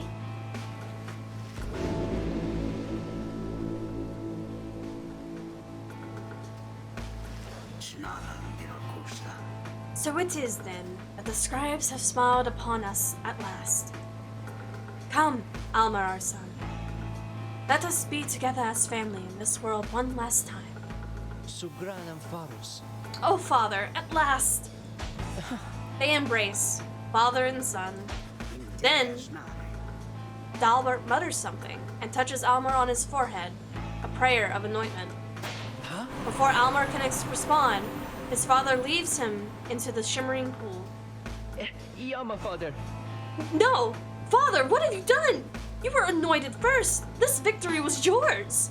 Maspere. Wait, Father! It was your time. This was not my time. It was not my time. But the shimmering pool is sealed. Farewell, my son. And farewell, Nightwings. Dalbert bows to everyone. Slowly then, he walks away. Almir earned back his freedom. Accept this, for it is done. Godspeed, Alma Oldheart. The 8 scribes are ever merciful. Well, that's kind of By sad. their grace, the cycle of the rites may yet continue for a while.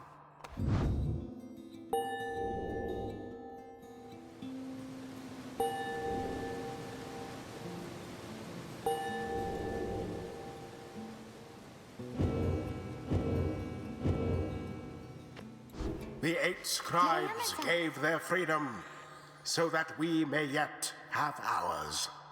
I knew you could do it, Almer. I knew you could do it. I think I always knew. Except flere assumptia? except this is not what anybody wanted. Except the scribes. They must have wanted it this way. They must have wanted it this way, because if not, why else would it have happened? Why else? No mai narasiam. Why else? Why else?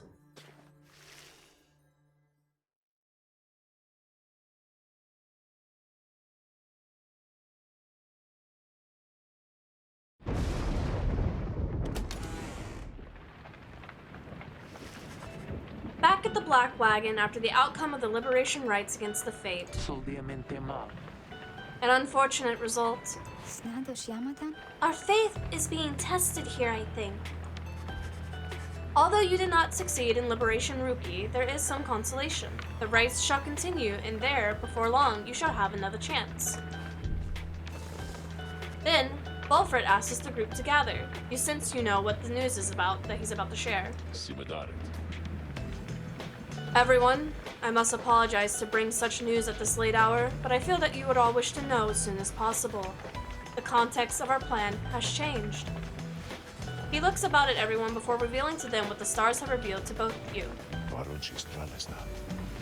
The stars above are disappearing. They seem to just be fading away, one by one. For reasons that the scribes alone may know for certain, though we may all harbor our suspicions. See for yourself, if you have any doubt that that is so. A hush falls over your companions, all exhausted from the rite, and now stunned into silence. This phenomenon continues unabated. We have every reason to believe that it shall. Then the rites will cease when the stars no longer shine. Permanently cease, that is. Your companions exchange glances. You sense negative emotions rising. Confusion, fear. Before, I gave you the impression that the Nightwings did not prevail at a liberation rite, that there would be other chances. This remains so. However, our chances are now numbered. The exact number I have yet to assign. But to be quite frank, there are more of us than we have chances left. You sense your fellow exiles are beginning to realize what this means. I know this must be difficult to hear, but it is not to be a cause for panic. Our plan remains essentially unchanged. We shall take what opportunities arise, and return as many as we can. I urge you all to take whatever time you need to think this through. At dawn, we shall head south again to the Moonlight Alcove. We can discuss this further then. Now, please get some rest. Our path grows harder, though not insurmountable. While not we stand together, we can still prevail. The group disperses, some whisper in hushed tones, others turn to their quarters, speechless. There will be a time later to better understand this omen.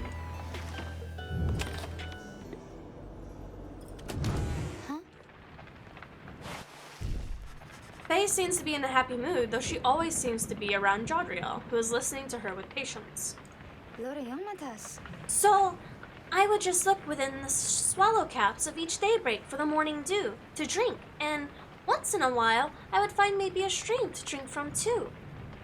Though I'd get very thirsty sometimes too. I tried drinking tree sap once. It wasn't very good. Really? It was very bad, I guess. She seems to be discussing how exactly she managed to survive in the downside all alone for so long. Jadriel watches her intently all the while. Food? Well, food was harder to find, usually because, this is a bit embarrassing, but I've never tried to harm a living thing, you know, because it makes me very sad. But sometimes it is the way of things. I understand. I do. And so I would eat as often as needed to, and tried a lot of different things to see if they were good. Most of them weren't, though. But I got by. I learned to get by. I already knew how, a little bit, because back home, where I came from, there, I had to get by there too. Here, well, it was harder. But it wasn't that much harder, really, in a way. Jadriel remains silent for a time as Faye trails off. Then, she embraces Faye and holds her there, gently. Faye lets out a breath, but says nothing, either, for a while. Faye, may I ask a question of you? Me? Oh, of course. What question is it? How old are you? You know? Oh, I'm 19 years old. That is how old I am, I think. Truly. Then you have seen a lot, and not a lot of time. Know that what you've achieved is a feat. I have known seasoned soldiers who could not have lived through the experience you've described. Oh, really? Wow. Thank you. Thank you so much. You have seldom seen Faye look so joyful at this moment. As for Jadriel, you could count on one hand the number of times you've seen a smile play across her lips. You leave them to their conversation.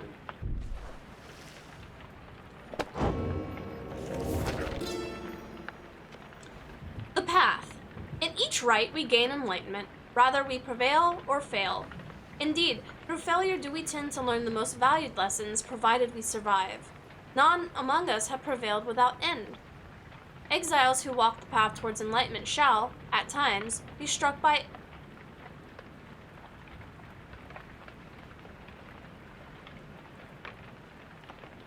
epiphany. That's how you spell epiphany? Will be struck by an epiphany and achieve mastery in some respect. I did not know that's how you spelled that. Holy shit. Choose well among the blessings we bestow. Thus, you may yet achieve your potential and surpass your adversaries.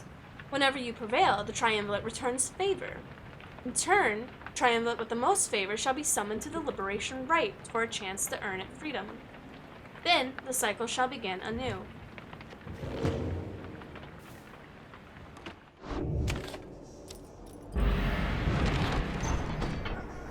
ᴛᴇis. Good morning, everyone. We are at the mercy of the stars, and none can say how soon they'll shine for us again. Let us recover a while at the moonlight alcove and decide how to proceed.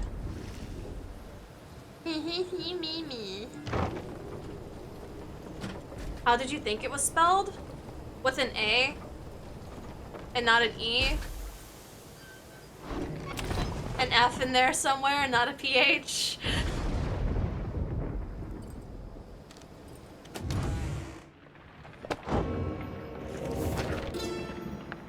Liberation.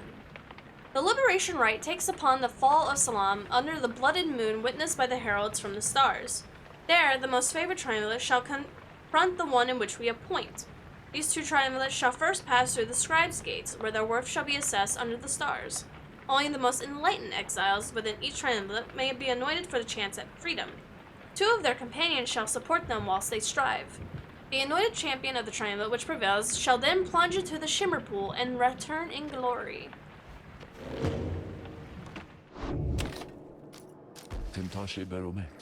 Best make yourselves as comfortable as possible hereon for this time, Nightwings. The The rites ought to commence again before we know it. ᴛᴭ Until then, be well. Thus, you and your companions remain on the mountaintop waiting for the stars to shine again. The cycle of the rites is ending. The news that Valfred and the Lamentral revealed to you now threatens to disrupt the group's resolve. Who most deserves their freedom? Can there be any hope for you in your revolutionary plan to change the Commonwealth if too few exiles manage to return? These questions hang like a fog over you and your companions as you linger there on Mount Adril. For now, the exiles of the Nightwings vow to stick together, for as many opportunities as they shall have. Many moons pass.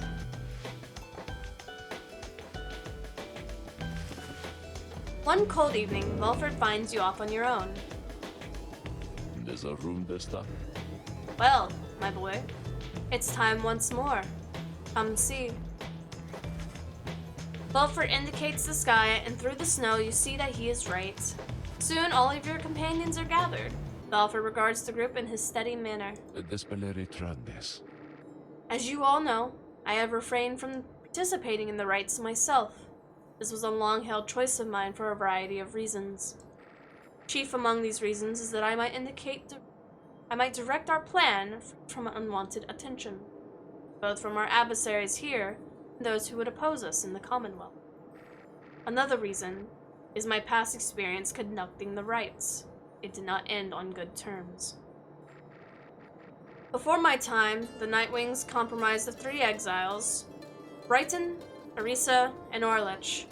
ლიŊ was there with them, as well, still learning in their ways.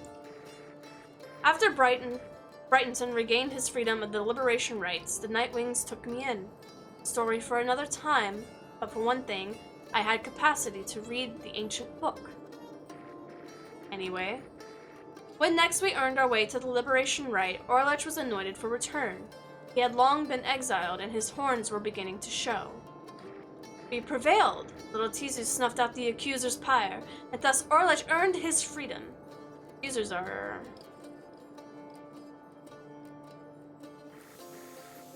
However, just as the shimmering pool was about to engulf him, ᴛᴇ, she shoved him from the precipice and took her freedom in his stead.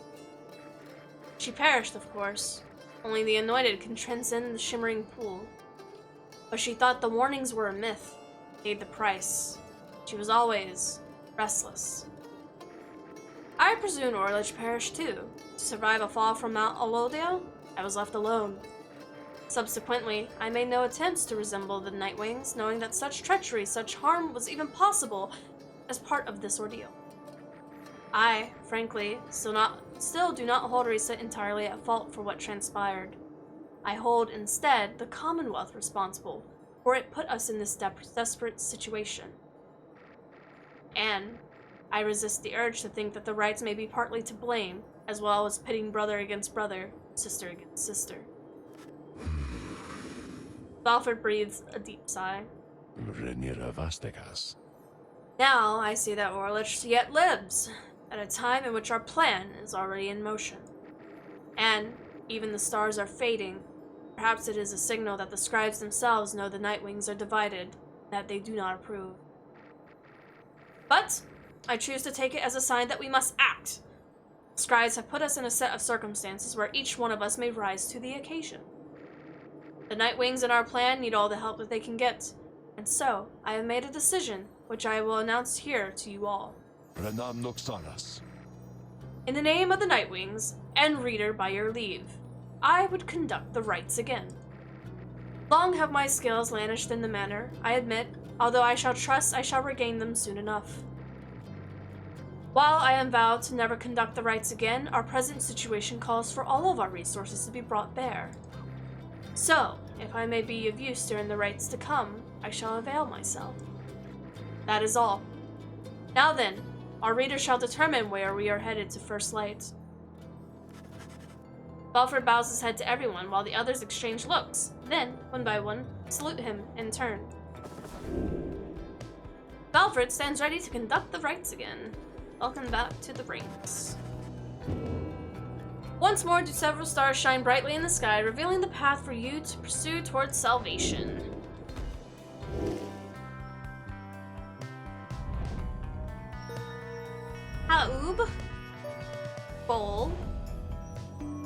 ᴛᴇs.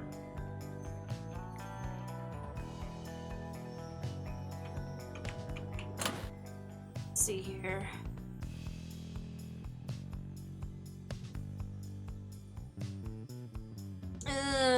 Do we really have to fight Chastity?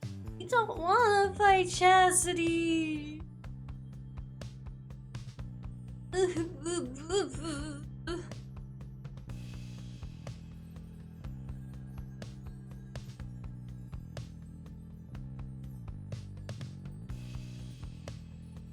Oh, wanna fight him?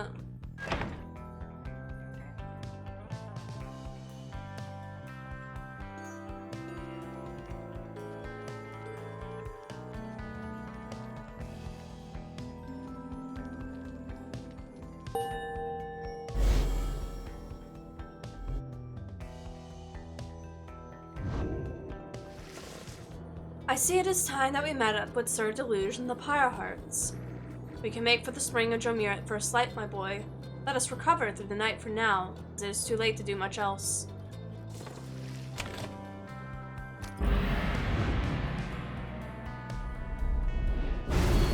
I do so hate to thusly contact fuck? you, O reader.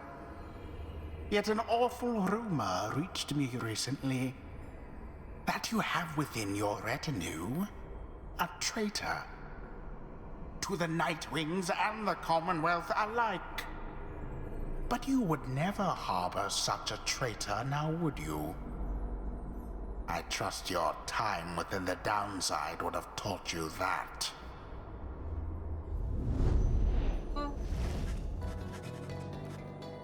What? You rise after a fitful night of slumber. Somehow the voice, which thus has reached you only in the rites, has found its way into your sleep as well. You shake free of it. The time at the Moonlight Alcove has made everyone restless. The group is eager to set forth at your command. Why would you just now say that I have a traitor in my group as soon as he's like, I'm gonna do the rites again? I swear to... I swear, Valfred's onto some shit. He's obviously... Ooh. Oh. My bad, I didn't mean to bump into you. Would you rather these blasted rites not impose such arbitrary rules, that we would use our talons here and now, rather our words? I'm sorry! Know this, you fools. However high you may attempt to fly in that abomination, you shall always be beneath us. I'm sorry! I didn't mean to crash into you.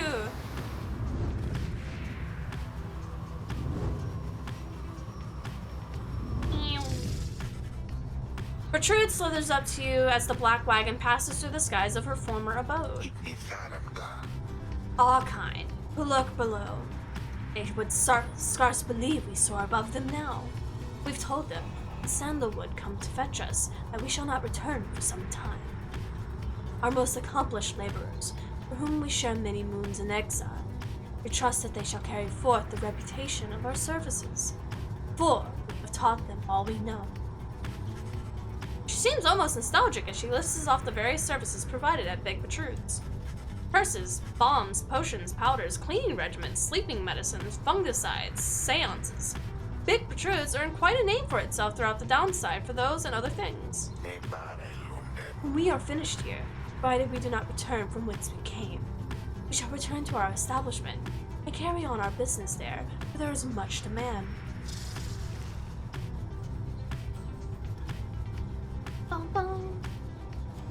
I fail you as a follower. I missed Sunday and Monday streams because I was sleeping. I don't stream on Sunday, Mondays. I streamed yesterday because I am going on vacation here soon. But I typically don't stream on Sunday, Monday.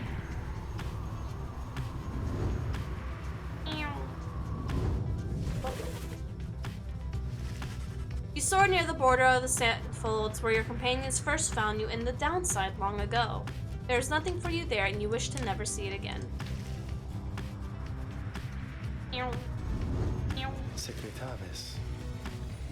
The spring of ᴛᴇs has always flown forth from the crushed carcass of Belanthius? The legend whose demise is a rather sordid tale. Perhaps you have already read it in the book. Not all believe that the book exists, of course, nor the greater titans, nor the rites. I have encountered exiles believing that this titan perished quite by accident, rather than by a cunning trap laid for it by ᴛᴇs Many-Made. They took the titan for a common beast. Perhaps the stars shine down out of the way of locals such as the one to ensure that they alone shall witness the proceedings.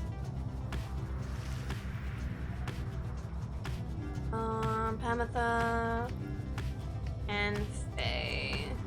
We'll do Pamitha. Thank you, Neppy. You touch down near the heart of ᴛᴇs Valley where you first faced the fate and the dissidents.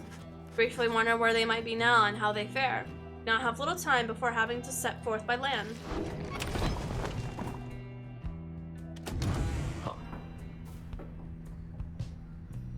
Ooh, what's that? Singing Sands.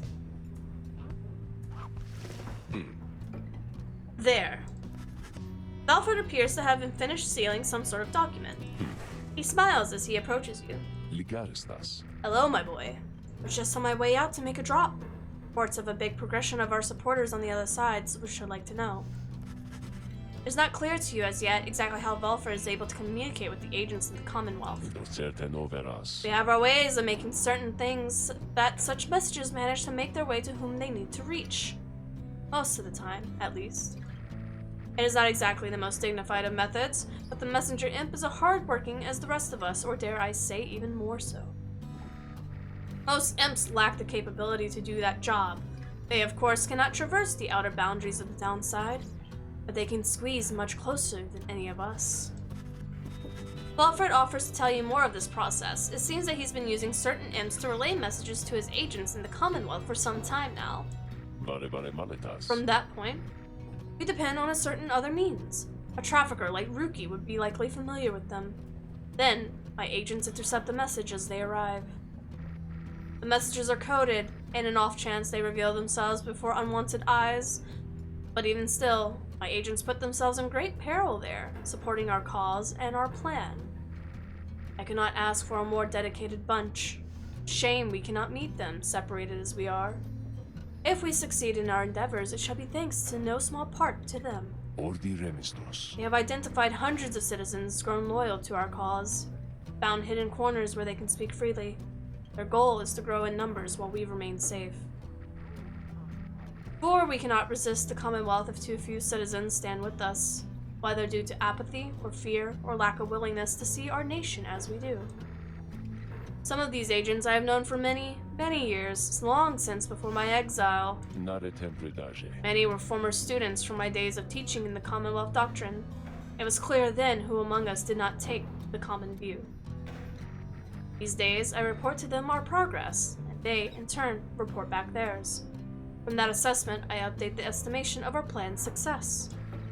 Our chances of success increase substantially each time we liberate one of our own. But those loyal to us in the Commonwealth slowly gather strength, regardless, knowing our efforts.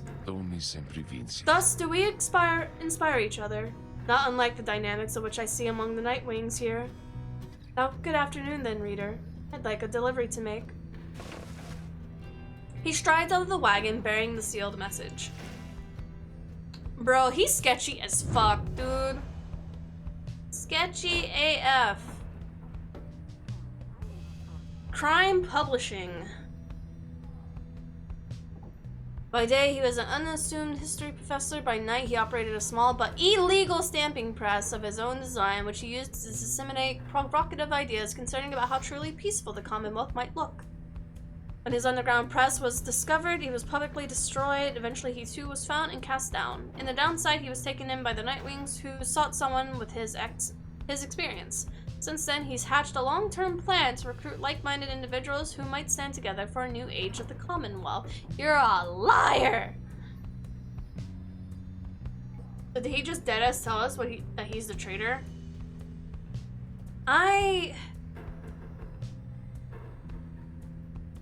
It sounded weird, right?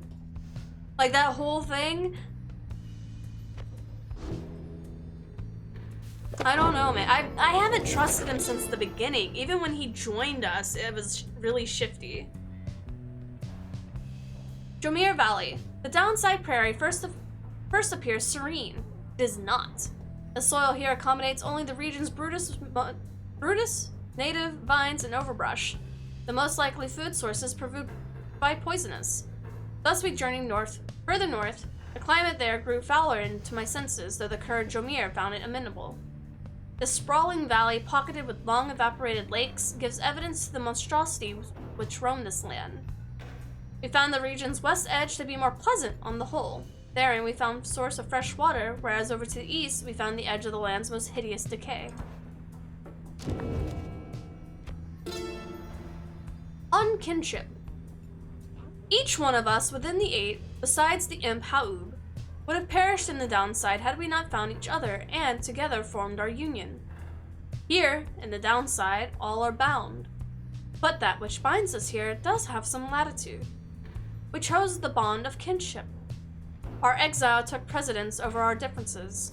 The empire, which subjugated all of our kind into a tense alliance, shall give way to a society in which our differences are paramount.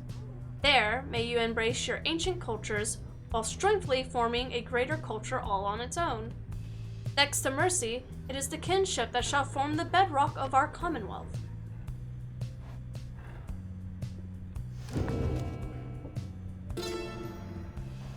Afterward, a list of terms in which you may wish to know. As an exile of the downside, as the reader of this book, and the conductor of the rites, you are engaged now in a cycle which has lasted since the dawn of this age. Here, within this part of the book, is offered summary of all key figures, locals, terms, and astral phenomenon you may encounter either firsthand or in passing on your path. To know the history of the downside and the rites is to prepare yourself to walk the path towards enlightenment and then to liberty itself. Should you be free again, remember, reveal not the rites themselves, nor the existence of this book. Hello, Marka.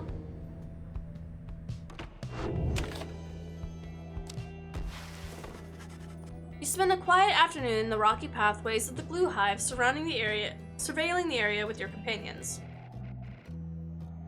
We're clear as far as I can see. Balfred, see anything?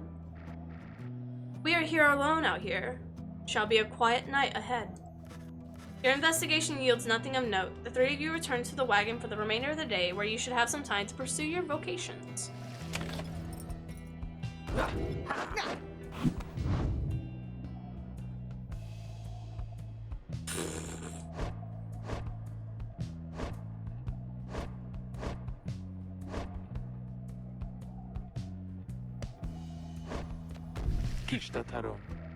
Very well, for there is much to learn. Your knowledge of that book is vital to us all. You ask Jodriel to explain to you in her own words the histories of the 8 scribes, and speak to how their varied backgrounds form the bias for not just the rites but out of the Commonwealth.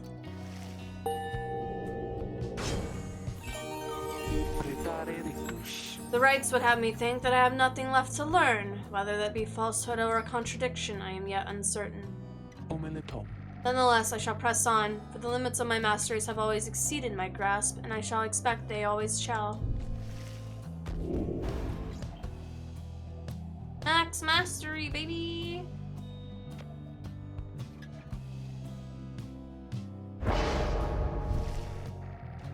Despite all we've seen, I've yet to be convinced these scribes yet live.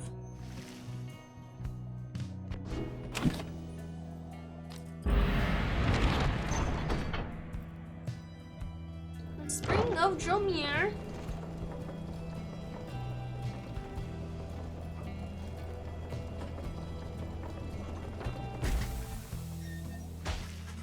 The wagon comes to a sudden stop after a near miss with someone or something that got right in its path.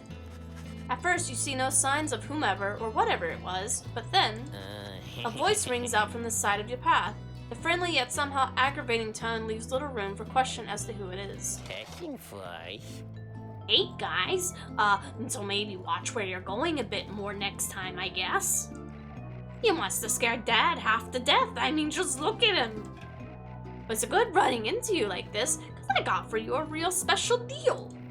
We got some pretty out there stuff on hand, and it's been slowing us down a bit. To be completely honest, something about him, I don't know, but Dad just hasn't been himself. But once we open shop, why, these little numbers, they're gonna go flying off the shelves. And you can have first dibs. All you gotta do is give us a lift, because you're headed to the spring of Jameer, right? Just drop us off when you get there, okay? The Black Wagon does not provide for you the most spacious accommodations, but it may have the room enough for Falcon Ron, barely, at least for the short remainder of your trip. On the other hand, you sense a troubling energy from whatever strange artifact he's transporting right now and wonder whether you should get involved.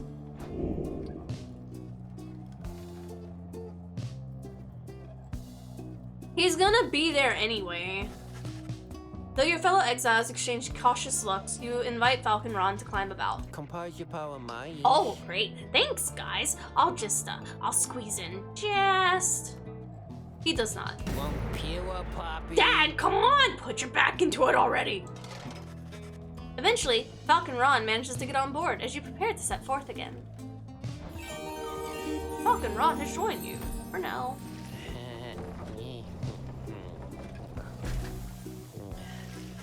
After what felt like an interminable trip, during which Falcon Ron did not even once cease to speak matters relevant only to him, you reach your destination. Anyway, thanks guys, and remember what I said, these thingies I got here, you got dibs on them if you come visit me and Dad. That is, now we'll be going, so be seeing you, okay? Whether from Falcon Ron's ceaseless drivel or the ill effects of his cargo, everyone is left feeling out of sorts. -5 glory for the next raid. Try not to think about it.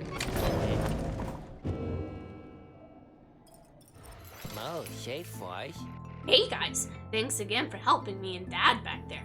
Really owe you one. So as promised, I got something really, really good in stock for you right here. He pauses for dramatic effect, and then he reveals to you several artifacts. Black Hoof, Black Heart, and Black Claw. Cursed Talisman. The bearer has 100% more stamina than usual, but cannot grasp the orb. After getting banished, the bearer either returns with infinite stamina or as a fast-moving howler, or remains while grasping the orb but cannot be cast. That one's actually not bad. One of the 3 scattered remnants of a thrice-cursed demon who roam the downside in a state of madness. They emanate with an energy that cannot possibly be completely healthy. Nice, huh? You guys, you got first dibs on these bad boys, and I can tell you what, they're gonna go fast. I don't know about that one, Chief. Like, as interesting as the Black Hoof is,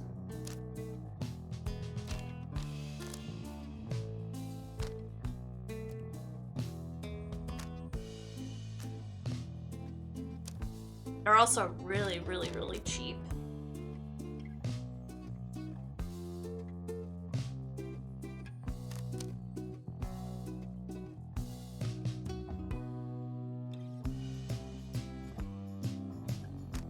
Nah. You're leaving so soon, guys? Yeah, no, I don't want any of your cursed shit, fam.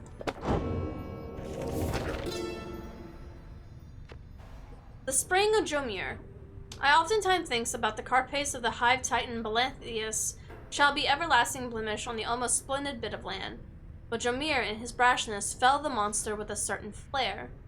Then the moon shone through the ridges of the mass's carapace and shined upon the pooling ichor, turning it into the freshest nectar ever to be tasted. The spring shall flow eternally, and those who walk within it shall experience a resplendent glory of land. The stars began to fall there in the spring with regularity, and we now know how soon again that they shall do so, and we wish for you to see it yourself. Fuck, I can't. I'm getting goddamn tongue-tied.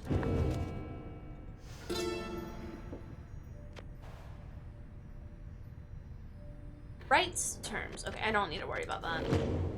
It's just a fucking dictionary at that point.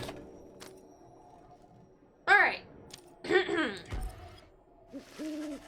Everything is set for the rite to commence, and all is quiet in the desolate sprawl of the Spring of Dromir.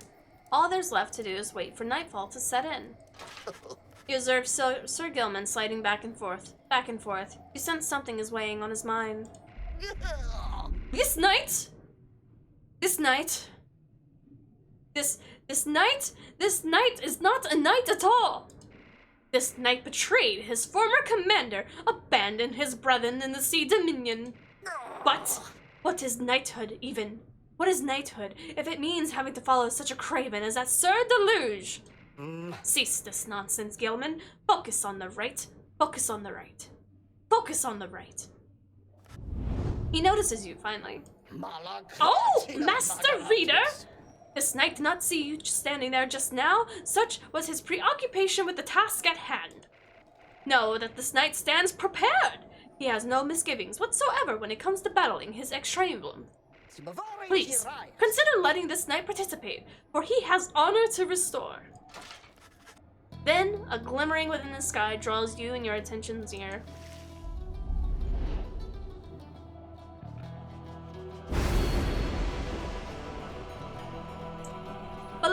Žľ.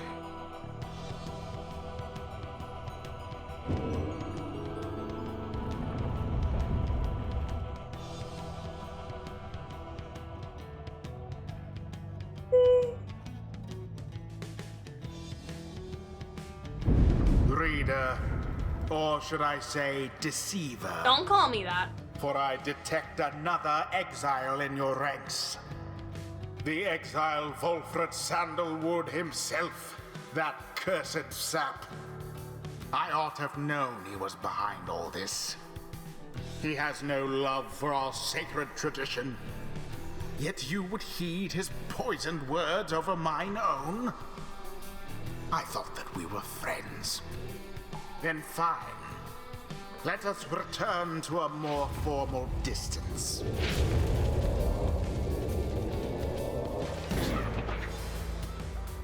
Gilman! Still not abandoned by your new friends, like all other duties and responsibilities?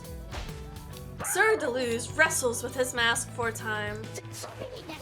This knight is most surprised that you have the courage to even show yourself. You speak of courage, Sir ď'Luge, but this knight has little else to say to the likes of you. That figures, Gilman.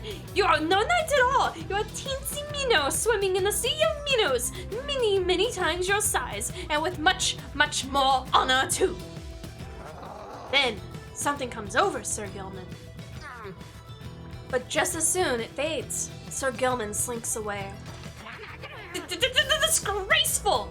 You Nightwings, you are stupid to have taken that one in, and you are no good at the rights. And another thing, we do not fear you!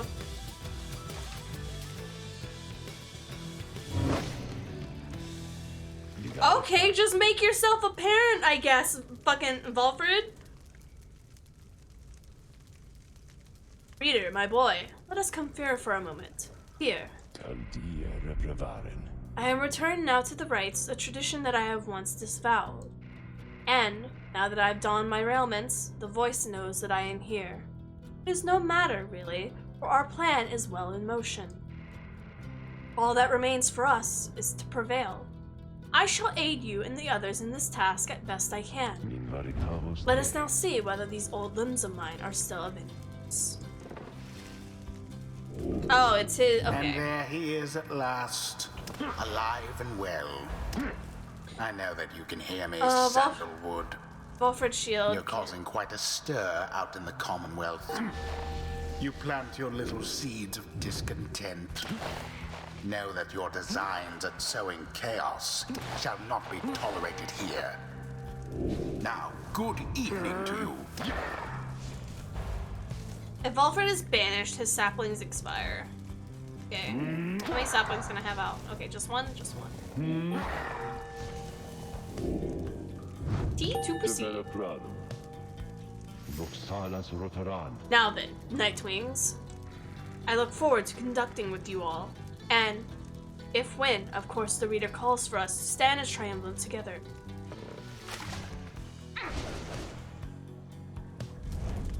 who shall it be this time? Roster bio update. ᴛᴇs.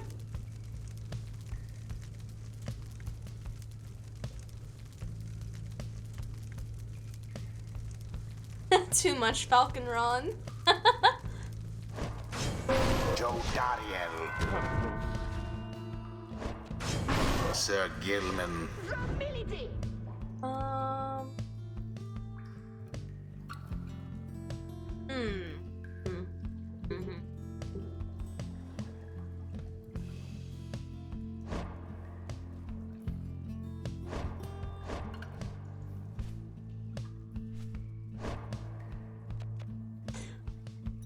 Fine, I will.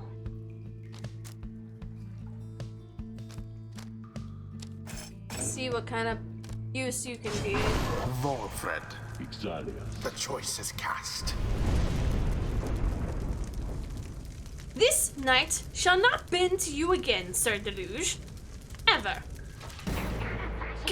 Come then, Nightwings! Show this night how you defend the honor of that miserable Mino who you harbor. On guard!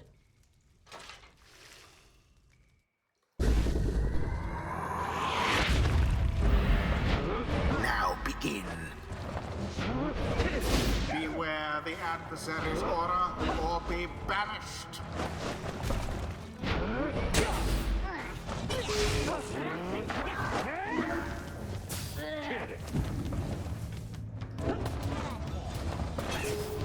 The orb slips from your clutches. Unexpected.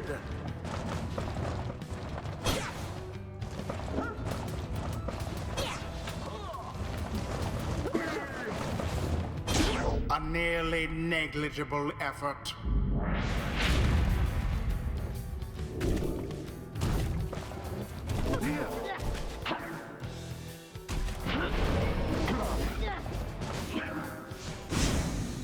None left unscathed.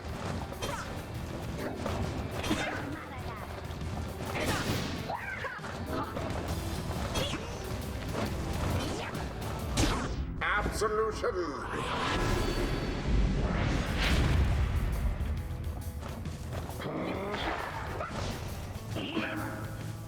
Quite an exchange. Wherever did the Nightwings go? I don't understand how The their thing orb works. flies true. Their little tail sweep.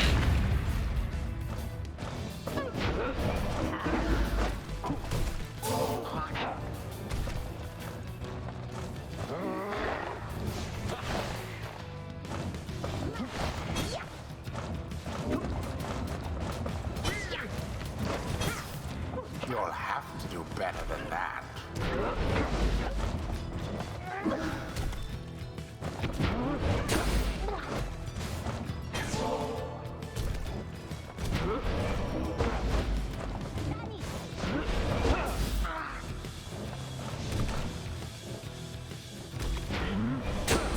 Well cast.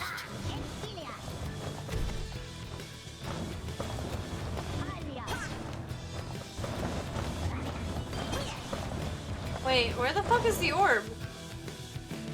Oh, it's over there. Okay. Banished from this place.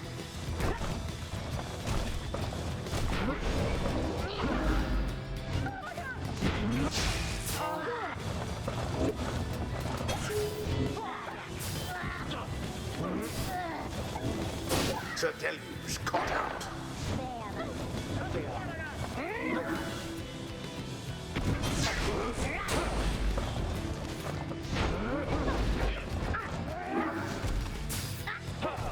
Good.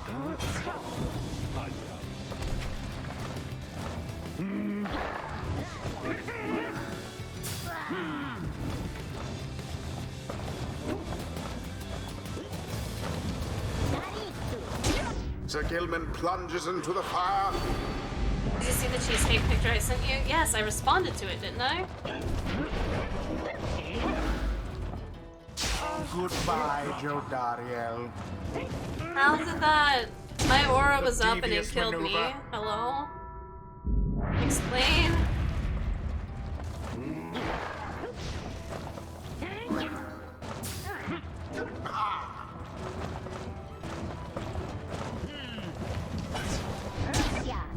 Remember everything which you hold dear.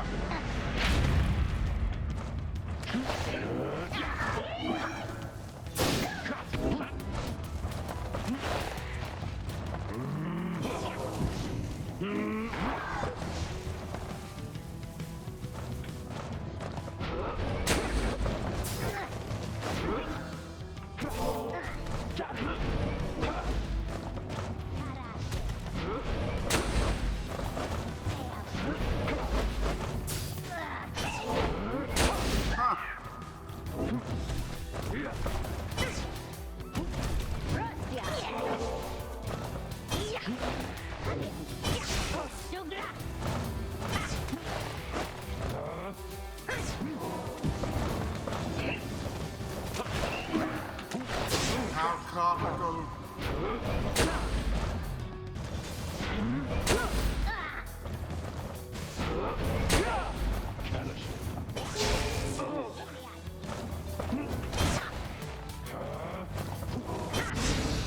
Tough luck, Nightwings. The orb's engulfed.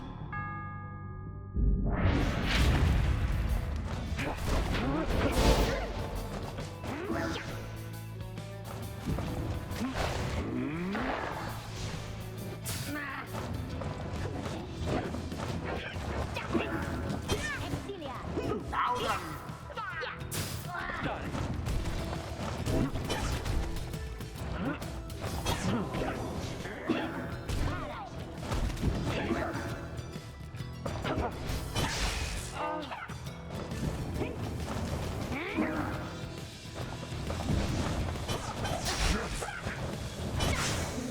Audacious, aren't we? Merely a glancing blow.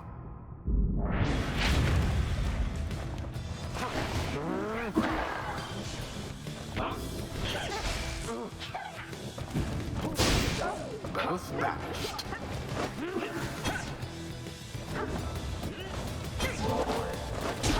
So it is.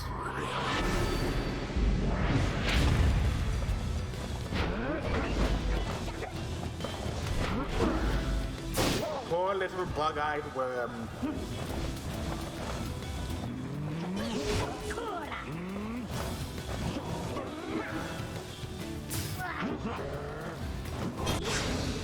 Oh, you poor Nightwings. No law against throwing in the orb. Valfred's aura kinda sucks dick, not gonna lie.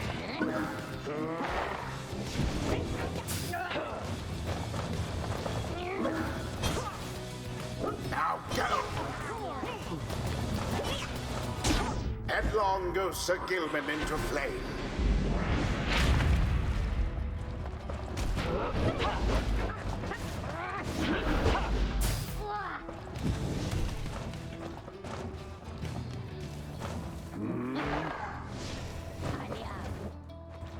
Sir Deluge is banished. Fucking switch to Jadriel, what are you doing?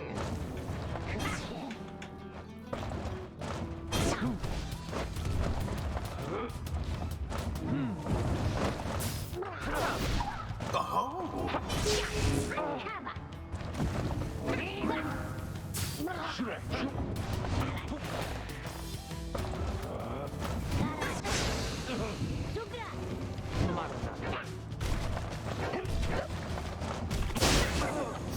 Chaos. The fires wane. Another most inglorious defeat is imminent. This knight can feel it in his bones.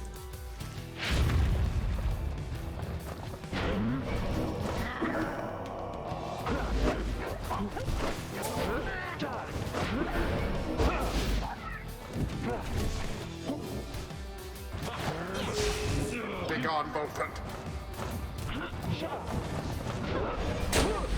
A weak attempt, and yet it hit the mark.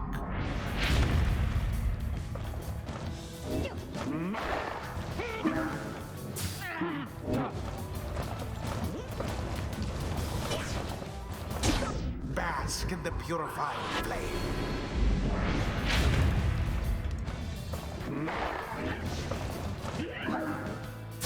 My.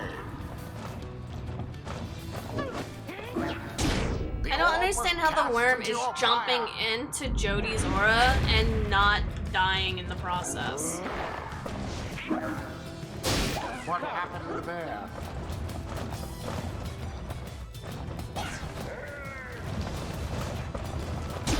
The Worm Knight somehow did it.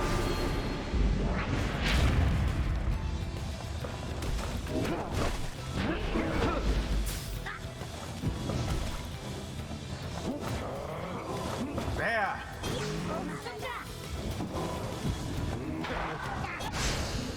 Simply abhorrent. Yeah, no, Volfred's kit fucking The deluge sucks. flung the Holy orb into the shit. flame.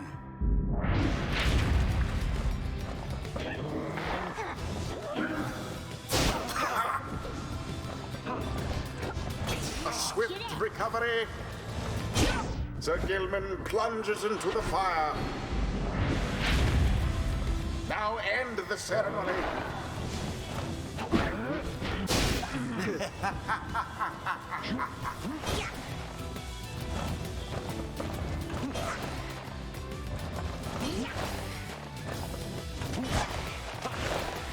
And it is done. The Nightwings prevail. Alas, that their adversaries failed to stop them. His teleport's The rite okay, is but man. complete. Curse you, Gilman! You are a fool to abandon us, and now you only twist the daggers in our backs! You still do not seem to understand, Sir Deluge.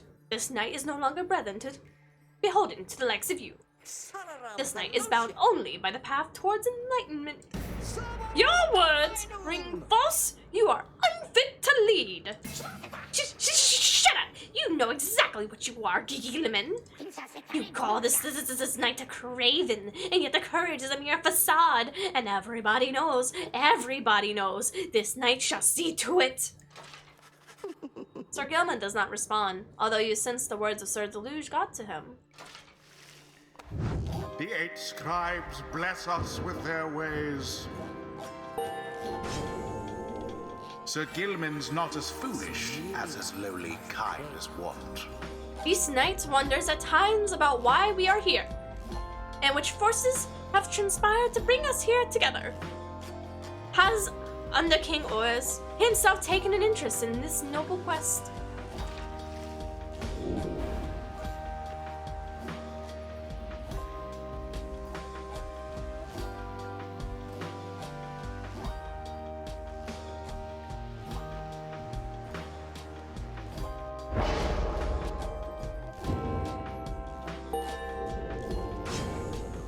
Wilfred always was a little slow to pick things up.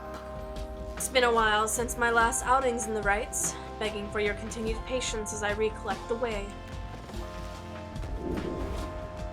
Banished sapling shall automatically spawn near his pyre until he returns. If one adversaries extinguish his pyre, it is restored by 10% instead. 'Tis the wisdom of old 100 mines.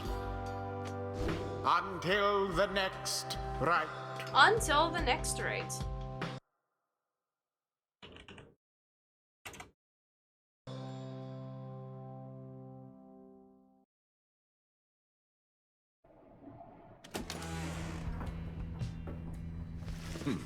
Back at the Black Wagon, you are taking some time to recover after prevailing against the Pyre Hearts after a few close calls when Volfred approaches. ᴛᴇs.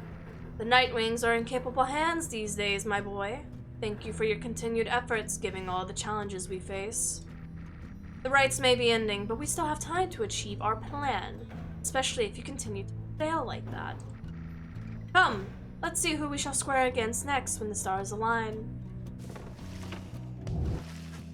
The stars yet shine for you, revealing a various path forward.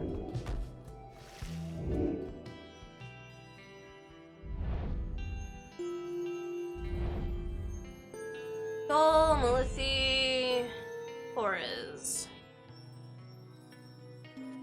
So we have Demon, Dick, or Other Dick.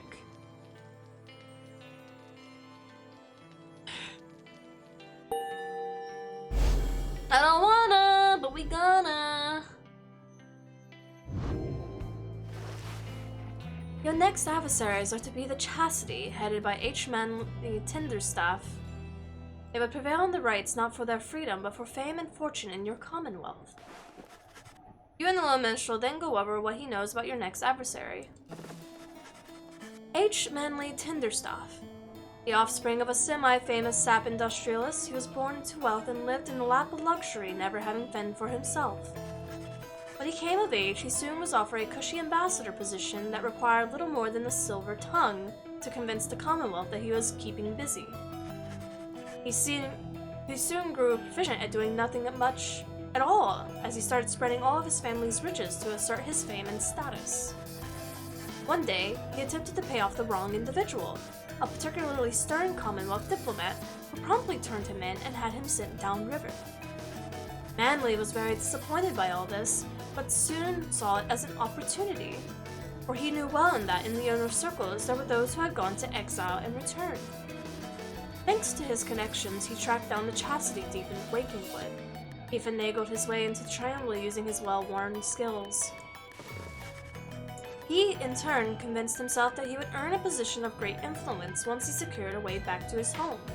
He continues making hollow promises. A shame that this Manly and the Chastity are nothing like the scribe ḻŠōᴍᴇs and do not share his values. Now, it's time we rested, reader, given all today's travails. You bid the lone minstrel good night and take your leave. It's too late now to prepare for flight, so you arrange to depart first thing in the morning.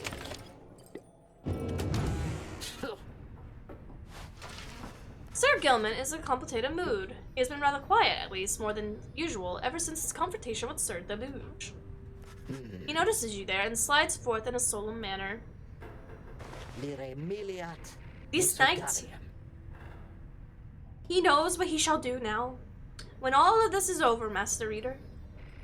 We Worm Knights, we were born and raised to prove ourselves superior to all the other billions of our kind, to lead our lives, however short, with glory. From the moment we shall pass our wormling brethren in their egg sacs, to the very end we are conditioned to excel, to prevail at all cost. This relentless pursuit of glory, of fame, of self-worth, it leads more to this knight's kind to only an early doom, or, in the case of Sir Deluge, it leads to a life of falsehood. A life of low deceit, abusing one's fellow worm knights, shirking one's responsibility, living in constant fear. This knight cannot abide by his former commander, yet pities him. There must be more to honor than a life engulfed in this endless conflict. Then he looks at you intently. This knight shall ever seek that honor out, when all of this is ended, Master Reader. Thus he vows to you, and he is ever grateful that your guidance led him to this new awakening. But until such time, this knight is duty-bound unto the Nightwings. This, the fulfillment of our plan, and the pursuit of our freedom. Hello there. It is to be his final quest. For what awaits him afterward is no mere quest. The honor of this knight has sought. It cannot fully be achieved through knighthood, can it? It requires something more. Temporalis. I trust you understand. He slithers off, his head held high, though not merely in pride. Something has changed in him. 2 presents permanently. Nope. Hello, Slick. Hello, hello. Welcome back. The Pyre Hearts. The Pyre Hearts all follow in a path forged by the Under King Oris, whom many mighty deeds exceed the smallest stature of somehow contained him. His is the most spirited triumvirate, their courage unfaltering, their hearts full. They live always with the vigor, and perhaps they die with it as well. They are the Under King's own kind, as at home above the sea as in, never ceasing, ever longing as they do for something more. The Under King chose wisely for these qualities, and teaches that the life devoted passion is a life devoted of life itself. That burning passion is the fuel that drives the Pyre Hearts, and in turn, us all.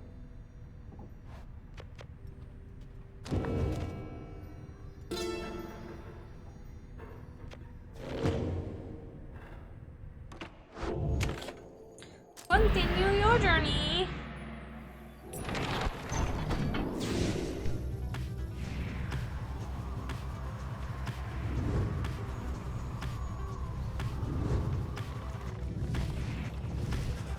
As you soar above the waters of the warm gulf, you notice Sir Gilman slither up to you very slowly. We are very, very, very high above the waters, if this knight is not mistaken. This knight's brethren lurk beneath the surface there in numbers untold. Fortunately, we were to come crashing down onto the surface now, then this knight, why, he would receive a watery burial in the custom of his kind.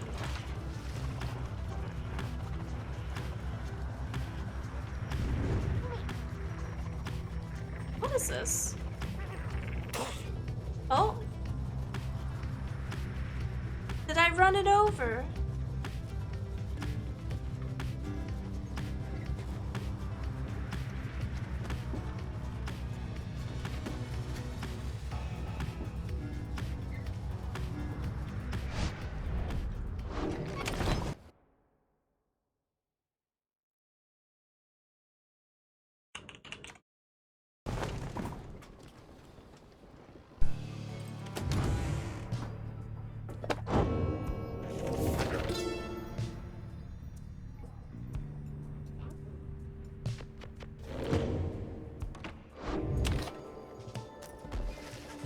You do your best to keep up with Panatha as she dwells into the boundless water of the Phantomless Trench. She indicates that some of her winged sisters may be nearby to lend their aid. This is as far as you can follow, reader darling. Please excuse me for a little while. She swoops off, leaving you to your own. Some time passes, during which you can almost feel the downside encroaching all around you. And then... Well, that was certainly interesting. I suggest we get out of here. It would appear that the Chastity soon will have a little accident that should dampen their spirits. Panatha ensured that the Chastity shall suffer -3 hope for the next rite. Oh, you devious witch, you. Hello, soul.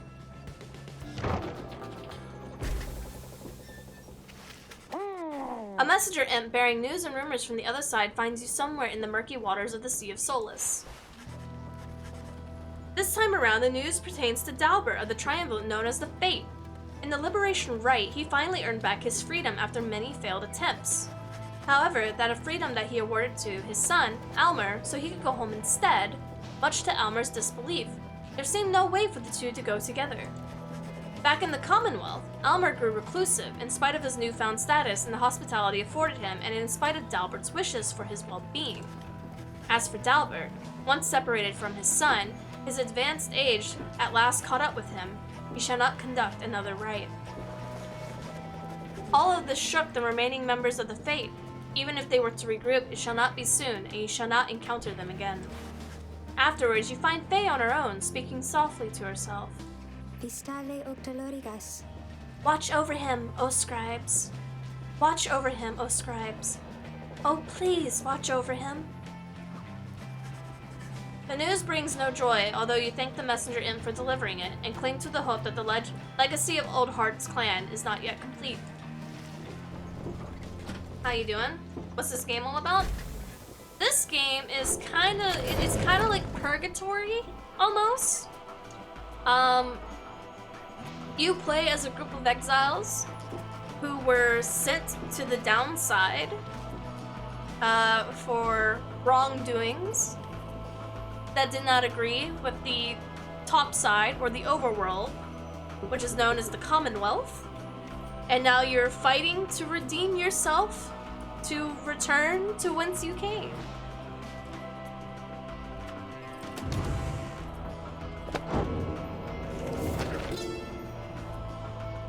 It's just all fucking definitions.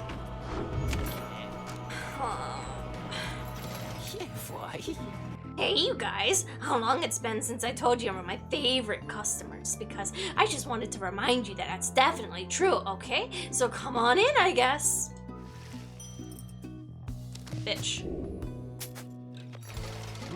Pleasure was all mine and Dad's, you guys. There we go, that's what I needed. Downside dining. Downside dining. How to sustain oneself with food and drink in such a place as this. The less said of it, the better. Do not complain, observe. and above all, keep moving. Sources of subsistence avail themselves to those with keener senses. In warmer climates, search at the ground at the daybreak for subterraneans. In colder places, dig for them, give them purpose. Drinking pools are rare, but moisture in abundance outside of the sandfolds. Some is poisonous. Take only what you need. The downside limits the opportunity for access, but it provides enough amenities to meet the needs of life. One who stands without it cannot be helped to feel a sense of gratitude. TLDR of the desert.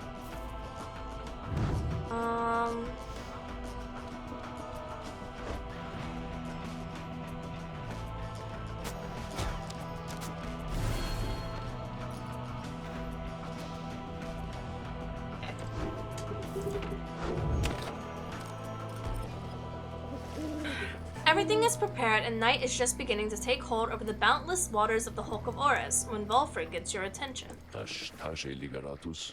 Reader, I suppose you might remember our first meeting with that manly Tinderstaff. You would be mortified, of course, if you forgot. I would say that he's an embarrassment to my kind, but unfortunately, I've known many others like him.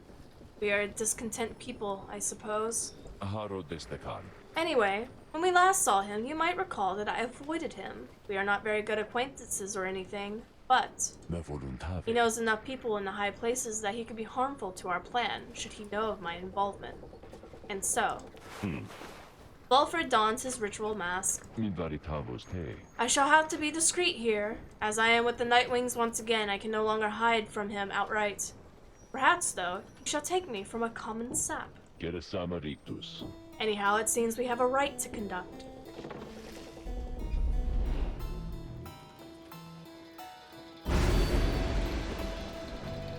Shaxx 6 Shoulders. Your adversaries shall all return from banishment when all are banished.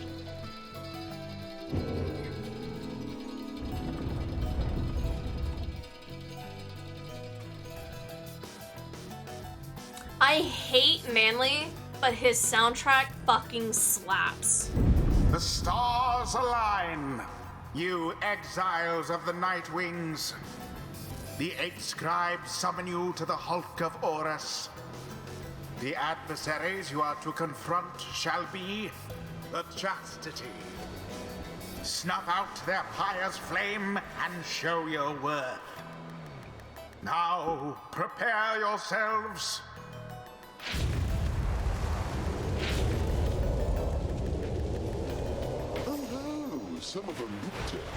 My, what have we here?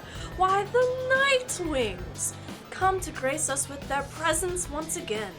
Are you perhaps intent upon humiliating us even more after last time? He sends Volfred reaching out to you. Reader, let us indulge him for a time. Perhaps he shall reveal something we can use to provide a distinctive for his meddling. Just keep him talking. I shall attempt to remain hidden. And my, the colors of those raiments. I mean, they are rather gaudy in this light, I have to say. Though I mean no offense, of course. So, do you suppose the rites is going to commence soon? As much as I enjoy our little chats like this, I do have to get going soon. If you must know why, I'm expecting an important message. From the other side, no less, come dawn. I hear something is brewing out there, some sort of unrest, So yes, it is a very important message, sent all the way by one of those little imp couriers. And I must say, those little things, their services are certainly not cheap. Though, I'm sure that I could get you a good deal on their services, if you wish. Perhaps to contact a loved one back home. All I ask, of course, is that you stand aside and let the chastity prevail, as well we ought, for I have a date with destiny not long from now upon the fall of Salam. He continues talking for some time until at last the rite is set to start.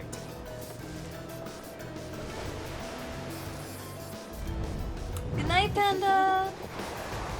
Oh, my, look at this wonderful assembly of exiles come all from different corners, Such a colorful routine you Nightwings have.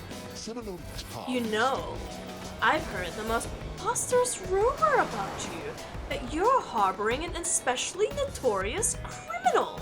One who has designs upon the Commonwealth itself. He looks right at Balfred. But I could not imagine some outlandish tales could possibly be true. Anyhow, I so would like to meet everyone here.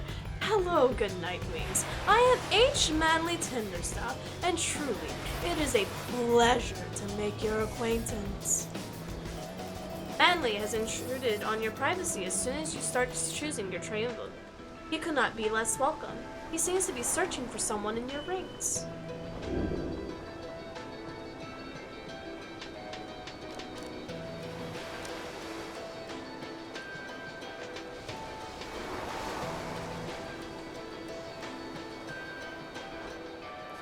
You suggest Manly to perhaps he should check on his own triumvirate in the key moments prior to the rite. Why, yes, of course. I was just taking the opportunity to bid all of you salutations, for I so enjoy getting to meet my fellow exiles face to face like this. Yes, there may be rules against this type of thing, but who's counting, am I right? I'm sure the scribes wouldn't mind if they were here. Anyway, now that you've mentioned it, I ought to go check on my wonderful colleagues. See you shortly, and good luck. Manly leaves at last, leaving you to focus on the rites again. Choose now your band of traitors.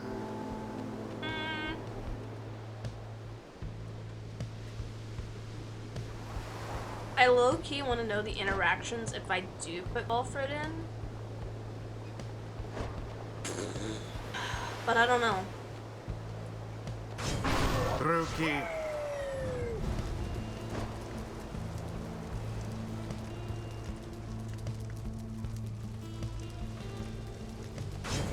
Volfred. Bertrude. Now.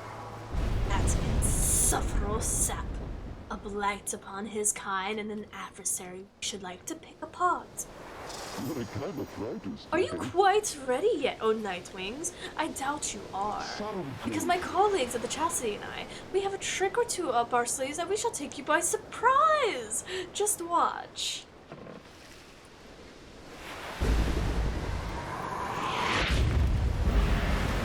Commence.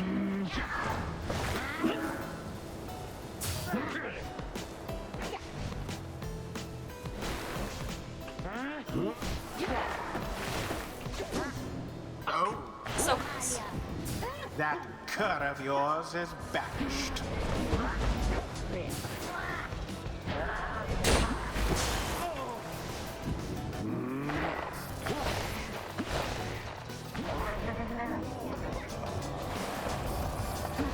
Stand not in glory's power.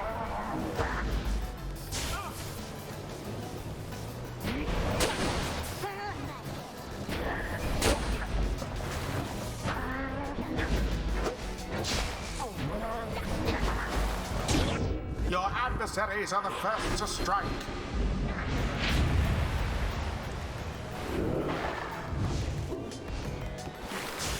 A stroke of luck is all.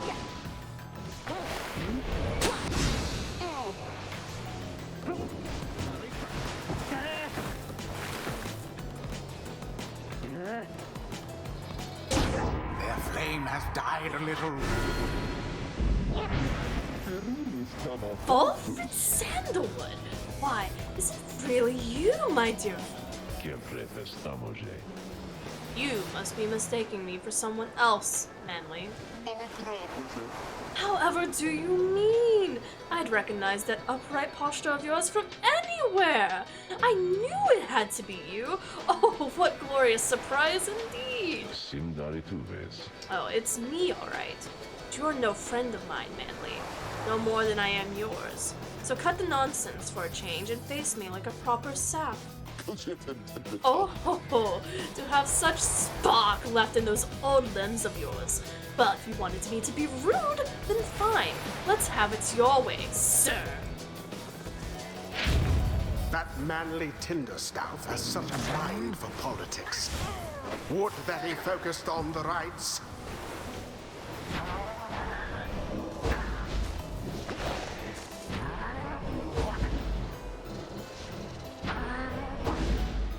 Sorry, Manly.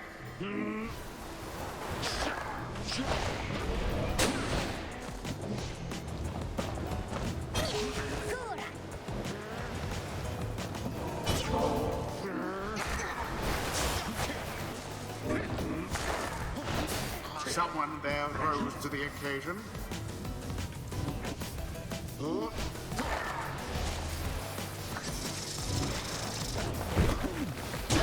Now that is how to snarl.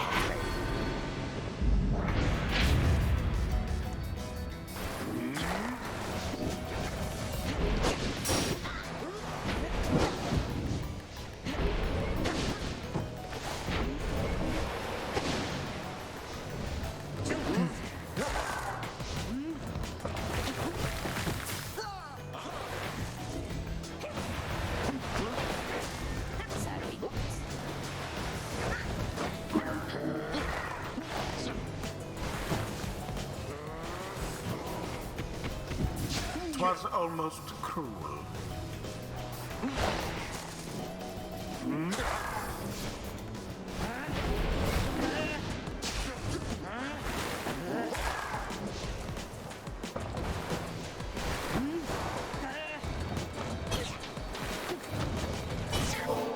How sad for that one.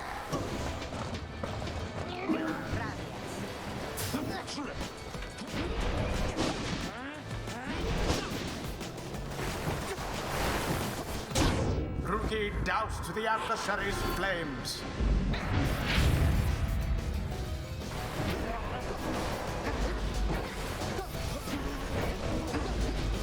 How very fortunate.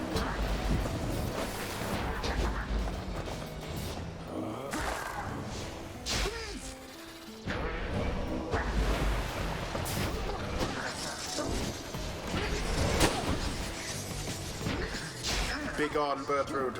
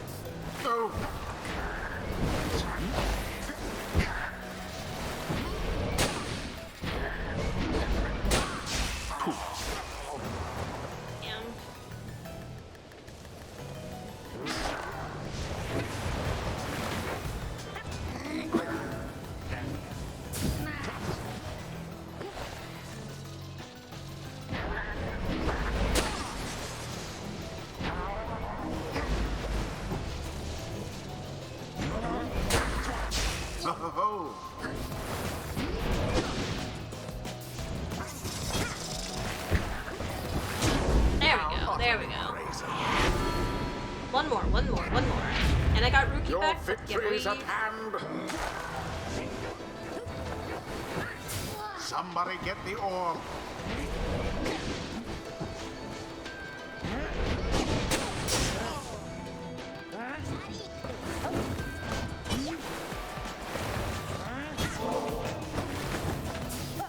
A mere attempt. Close.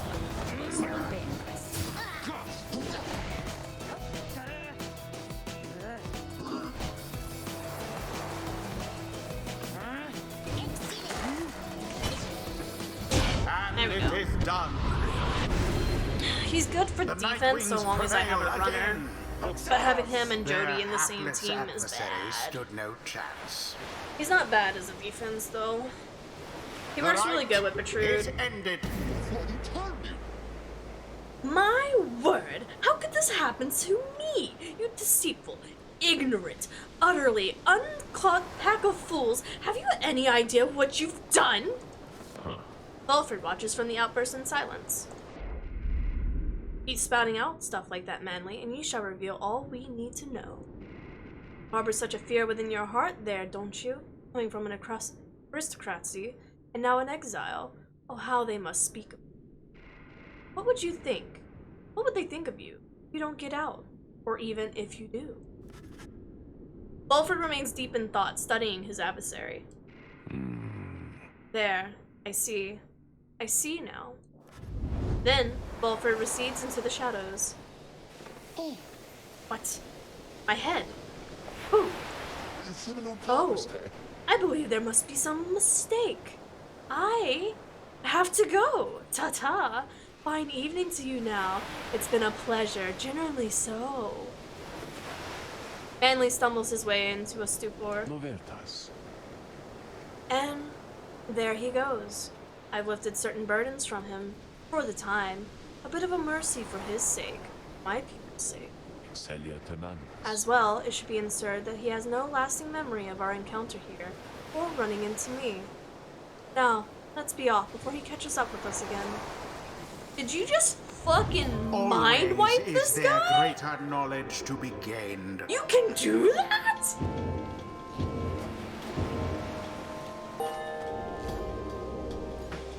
Got really lucky with the bounty prepping. Everything's been avoided. Matching loadout exceptions. Got rifle, hand cannon bounty. Yay! Until the stars align.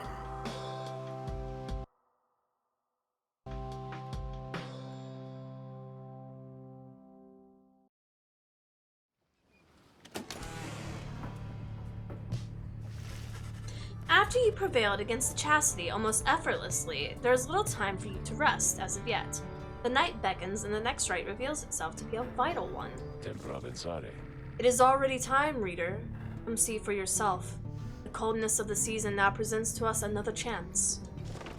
He heads out straight away, and you follow in turn. Indeed, among the remaining stars, you see which one of them you are familiar now burns ever brightly. The path to freedom is laid bare before you. Hello, Bach!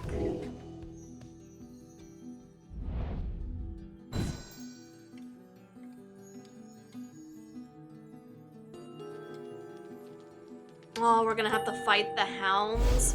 This is fine. They're not terrible. Already, the Nightwings are summoned back to the Mount of LDL. Picture the rites as a wheel broken free from the Black Wagon. It is turning uncontrollably and soon shall reach a sudden stop. We should have seen several chances left for someone to go free, either us or other adversaries, but not both. What is at stake each time is further complicated now, I must admit, knowing we have so few opportunities remaining. Those whom we sent back to the Commonwealth, should our plans somehow fail, may look back upon us of their exile with fondness. So, returning to the Commonwealth is not inherently a mercy, I believe. Moreover, there are those among us whom we count to prevail in the riots. We need them on the Nightwings just as much as we need them on the Commonwealth. We cannot simply grow numbers here, given the circumstances. And so, who stays, who goes, these choices affect us all. No pressure there, my boy. Now, I don't know about you, but I shall go and take my leave for now. Let's set forth again at daybreak.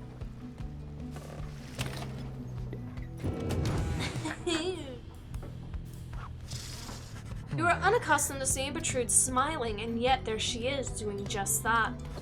You soon see why. You have observed before how her manner seems to soften to a degree whenever it can, whenever Valfred is around. If only I could have seen their faces then. What was your secret, dare I ask, dear Bertrude? It appears that they are reminiscing about old times in the Commonwealth. Flame-resistant inks, Scandal. There was inks themselves which catch themselves volumes from being burnt to ash. Flame-resistant inks. Of course. The good officers who came to visit, they were so intent on burning all the evidence, they did not stop to think that the evidence was fireproof. Alas, they later found a way to burn thy stamping press regardless. Thy written words moved us many times. Many others who knew there, Southern bogs. ᴛᴇs. No matter, dear Petru. What is done is done. At least we made it difficult for them, is it not so? While introducing some of our fellow citizens to new ideas. Perhaps. PT3. My words would have not reached half as nearly as many were it not for you. Not to mention how I managed to elude them for another decade or so. I am ever thankful for your sacrifice. Thy thanks shall not be necessary, Sandal. Well, you shall have to take them from me anyhow. Thank you, Petru, for helping to fulfill a modest author's dream. What's good's the stomping press without good inks? No good at all. They exchange a laugh at this, but then, even still, and throughout this new ordeal, thou hast no love for us. Is that so? Petru. Nay, we understand full well. Thou needest no further explanation thyself. There are different kinds of love, Petru. On that account, thou hast nothing to teach us, Sandal. They each remain silent for a while. Our hearts, they cannot be controlled, Petru. Blasted things they are, they act well on their own. He puts away his pipe.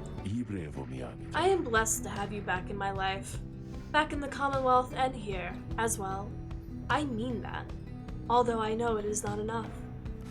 At first, Petru doesn't seem to acknowledge this in any way, but then... Nay, Sandal. It is enough. It is enough. She departs without awaiting a response, brushing past you as she goes. Walfred soon turns away as well,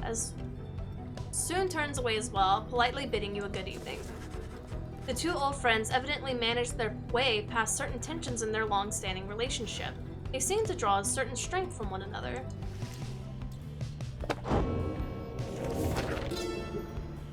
The Chastity. Those bearing the name of the Chastity all account themselves disciple of ḻŠMorn, the 100 Minds, known firstly for his wisdom, but also cherished for his modesty, integrity, and kinship.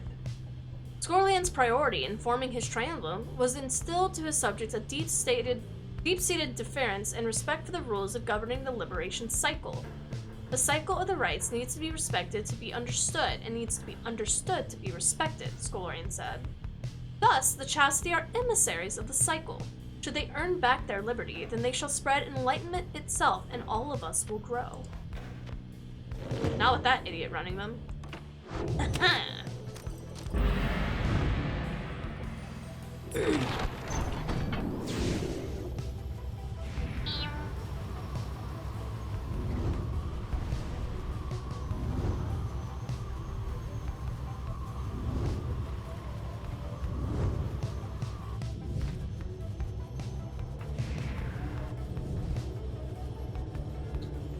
Rukey. Gonna need Rukey. You make landing upon Mount Audiel, where Volford pulls you aside while the others complete the post-flight inspection. He puffs at his pipe before speaking up. Reader, as you know, I now wear the raiments once again. This means that I, myself, may be soon worthy to regain my freedom in the eyes of the 8 scribes. Know, however, that it is not my wish to go just yet. It's true that I could be of some benefit to our plan back at the Commonwealth, but I feel that my place is here for the time being. Perhaps once the Nightwings are on a surer footing in their path, my time shall come. Those are my feelings on the matter, and I wanted you to know. I shall, of course, defer to you. Our path is not to contradict the reader's will. Anyway, I trust that all of us, yourself included, shall find our freedom. If not soon, by then whenever this is all over.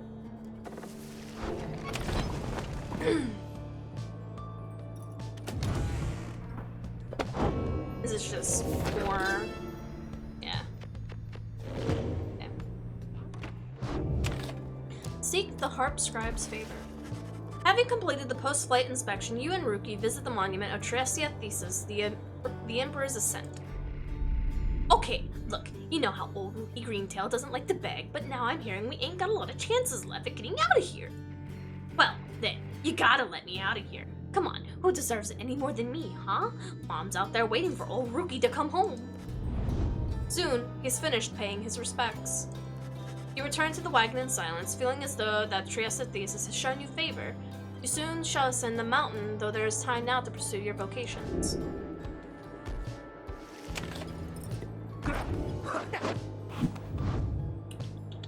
Mentor Rukey. Sure, chum. I could go for some enlightenment right about now. Might take the edge off. You and Rukey review your observations you've made thus far about various train emblems that you have confronted in your journey. He has keen insights about some of them.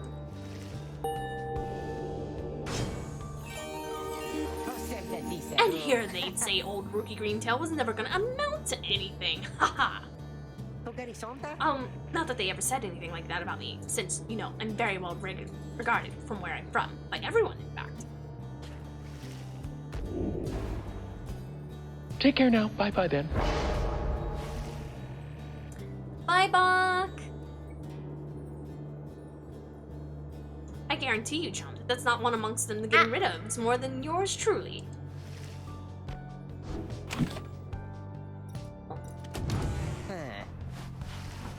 Rukey is counting the group's supply of sol when he sees you approach. He rushes right up top to you as per his custom. Hey, chum, I was just seeing what we could pick up from the slug market next chance we get. Been running some numbers here, and by my count, we made the old Falcon Ron richer by 631 souls so far, if you could believe that. Sometimes I think he's fleecing us for all we're worth, you know? But I figured we got a decent arrangement going. Hoarding soul ain't gonna do us any good down here, and Ron's merchandise can help us get ahead. Those thousands are weird, right? They seem to work, especially if you heap some of that stardust stuff onto them, right? Say, you don't think it's cheating using that stuff, do you, chum? He doesn't give you the opportunity to answer. Oh, anyway, that Ron and I, we go way back, all right? Like you don't even know. He and I, why, technically we knew each other even back before I ended up down here. He was one of my importers, so to speak. Yeah, he and I, we had a good thing going on for a while. Sent all sorts of junk downriver to him, and back into the Commonwealth, the soul was still worth something to some folk. One day, of course, the jig was up for me. You understand. So, imagine his surprise when I ran into him, right here on his own turf. You make an effort to imagine Falcon Ron's surprise. Yeah, fine. So Ron didn't shed no tears about me getting thrown down here. When I first met him face to face, he just says, "Oh, hey, Mr. Greentail," like he's expecting me or something. Though he did seem pretty miffed at losing me as a supplier. But since he has me as a customer, believe me, his prices would be 10 times worse if not for Rukey Greentail's primarily loyal discount taken off the top. Just whatever you do, don't go around asking questions about him. Believe me, the less we know about our good chump Falcon Ron, the better. Anyway, I'm off to chase my tail for a bit, so I'll be seeing you around, chum. He bounds off out of the wagon.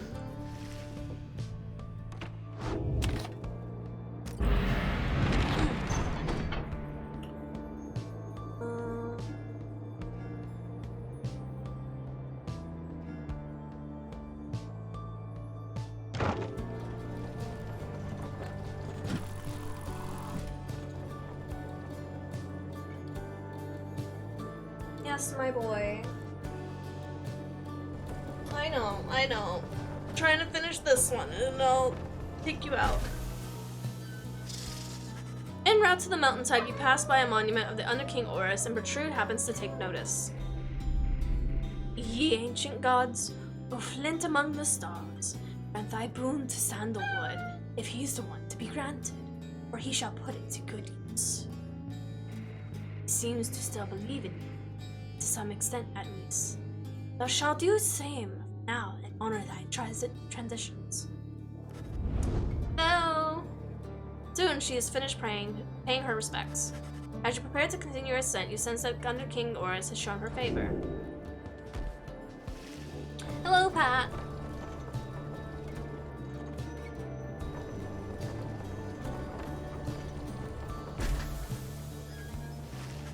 You and your fellow exiles gather at the foot of the Scribe's Gate before the archway carved with stone whereas stands the Gate Guardian. ᴛᴇs. Greetings to you, Celeste. ᴛᴇs.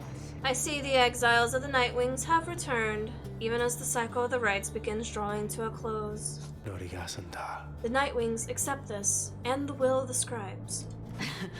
The gate guardian laughs at this softly for some reason. Ausiprajurum. And you, Tark? Do you accept their will as well?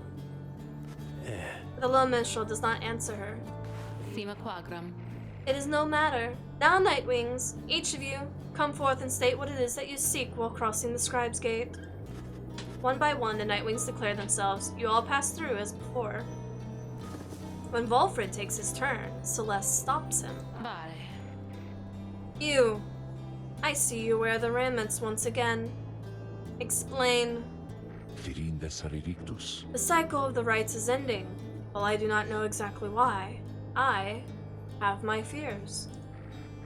One of my contemporaries, he who fell from the summit long ago, he lives. He seeks his liberty again. ᴛᴇs. He stands against us now and believes that his triumvirate should be the true Nightwings. Per reliqua prale. I remember well the contemporary whom you mean. And then the Nightwings stand divided. Yes. And so I wear the raiments once again in case that it may help to right this wrong. Mera me sambrevara. For I am Volfred Sandalwood, and I seek the liberty for each of us so that one day we might all stand shoulder to shoulder on the other side to bring our freedom to the people there. She considers Volfred's words for a moment. Sintare. I see. Then, move along. The guardian of the Scribe's Gate regards you all, and then she beckons you Orgas onward. ingratas. The 8 scribes bid the Nightwings welcome. Go forth with glory. Samea. Celeste. Kivaret. What is it, Tark? ᴛᴇs. The will of the scribes. Long have we both followed it. I think you would agree. In equal measure, it has drawn us close, as separated us. Sumkore vara. But if their aim now is to keep us apart, for another age or longer, then no, I do not accept their will. Vaprastum. You blasphemy, Tark, and at the gates no less. But the lone minstrel simply puts his hat back on. Admare lorigas. Then, may the scribes themselves admonish me until tomorrow night, Celeste. So they do have sexual tension.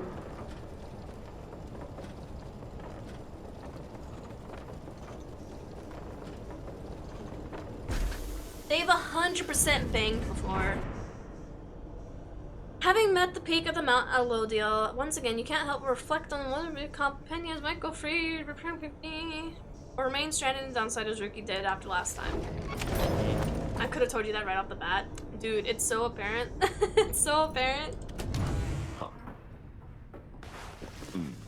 Volfred looks upon you as you approach and smiles. I never thought I would say such things, my boy, but it is good to wear the remnants and the rites once more. The march of time does have a way of healing certain hurts. Besides, the Nightwings of today, you are a very different beast in that triumvirate which took me in almost a decade ago. Oz was a triumvirate of exactly 3. Well, 4, but Tizu, who proved to be an exception, though historically the Nightwings never took more exiles than needed. I have mentioned my predecessor, Brighton, and our former companions, Risa and lich. Perhaps natively I had hoped that my time with them would not be relevant directly to what we would now attempt. But, seeing our stories are now intertwined, do let me know if there's more that you wish to learn of them. You ask about Orlich and what he was like when he and Volfred first became acquainted. Volfred remained silent for a time. I was very, very sick, you know, when I first landed in the downside.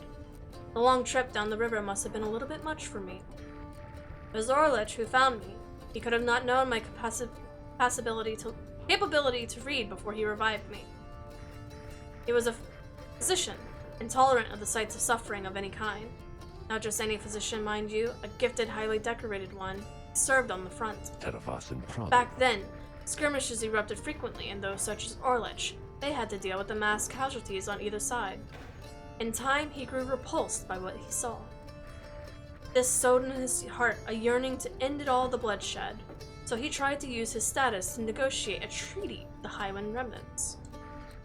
Must have gone about how you expected. He was given direct orders to return to the front, but when he refused to soil his hands again, they cast him to the downside. Here, he gained the notice of the Nightwings, For long, he grew to be one of the finest strike conductors anyone had ever seen. He was instrumental in the liberation of his companions, whose roles in the triumvirate were later filled by ฬิρύσα. In time, Orlech's own opportunity for freedom had come up. He longed for it, so that, with his exile status, he might stand a better chance at negotiating for peace. However, on the evening of his liberation, well, you know the story from that point. Fulford breathes a heavy sigh. He and I were kindred spirits for a while. I cannot bear to think that he was gone. Now, I still cannot entirely believe that he is back. He is our adversary now, transformed, grown cold. Still, part of me is happy that he lives. Make no mistake, of course, I shall not be swayed against our plan, not by Orlech or anyone. As I have said before, we share a higher calling now. As for Orlech, he wants his freedom still, though I wonder if he still remembers why. Anyway, was there something else, my boy? For the sake of needing to clean this up, I'm gonna say no. My pleasure, reader. Reflecting upon the past from time to time helps demonstrate how far we've come, yet how much further we have yet to go.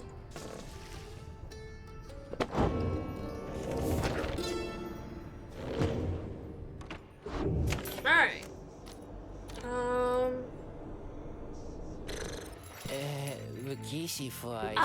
Hey guys, so like, I don't know what's going up there with all them stars acting real weird and stuff, but let me tell you something here. You ain't gonna find a better deal on any of this stuff from anybody. I mean anybody in the downside. You can trust me when I tell you that, okay? Nico! 3 times today, boy. 3 times! So go ahead and stock up. Thus. Thank you. Appreciate doing business with you guys, and be sure to tell your friends, okay?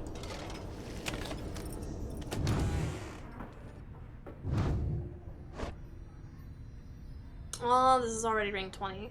Okay. Rank 15, 20, 10, 20. There we go. Alright.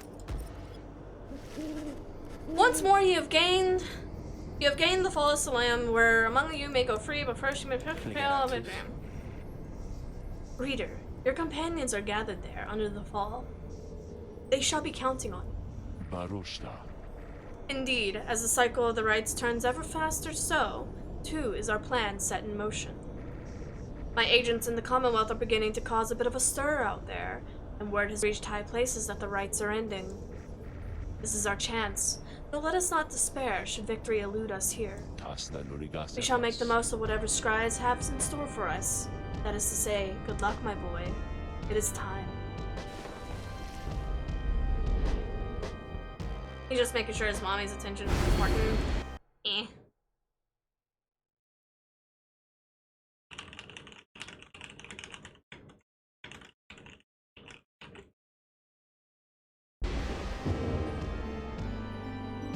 I didn't even see what the new star was. Oops.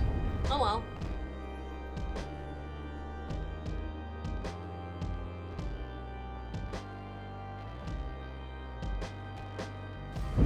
Once more, the Oh, you're good. Nightwings gain the Good. summit of the sacred Mount Aladiel to conduct the liberation rite. Even as the stars themselves abandon you. Make good upon these final opportunities, reader. This glorious age-old tradition coming to an end upon your watch. I trust the dissidents, your adversaries, shall not throw away this chance. Choose now who may go free, should they unfortunately fail. The pyres burn, and each of the triumvirate is present and prepared. I concur. The pyres burn, and each of the triumvirate is present and prepared.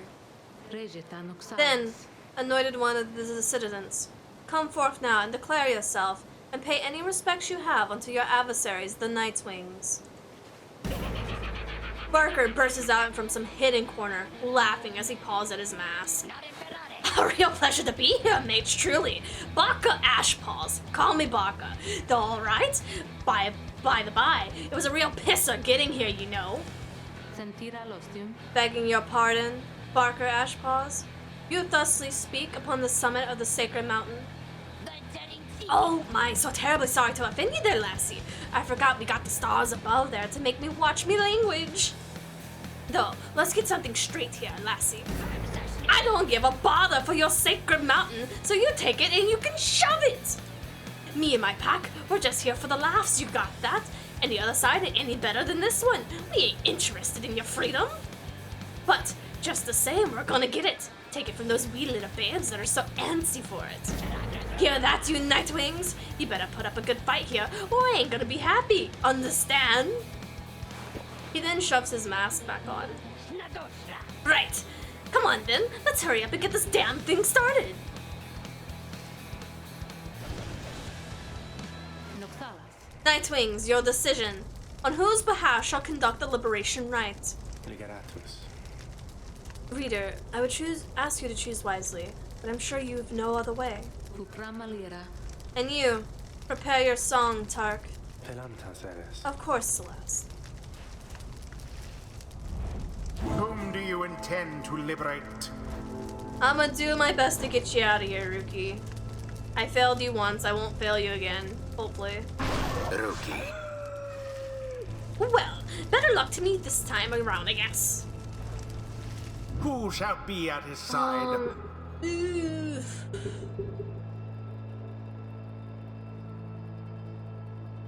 I hate that Volfred and Bertrude work so good as a defense team.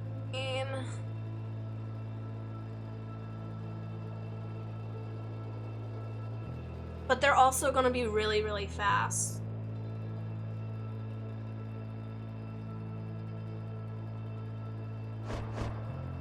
Okay. Volfred. Let us, this time, send Rukey on his way. Bertrude. We shall ensure his passage from this place. The choice is cast. Alright then, mates. No more waiting, no more holding back, and let's rip them to shreds! Let's go, let's go, let's go!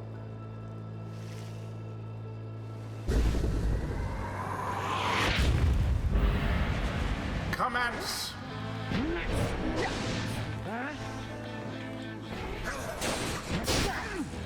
What? He hit both of them? Bro. No.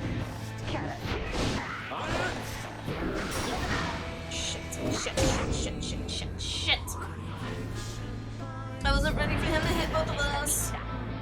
About time we've got this blasted business underway, eh, Greentail? Rukey looks on in silence but says nothing in response. We can do this. We can do this.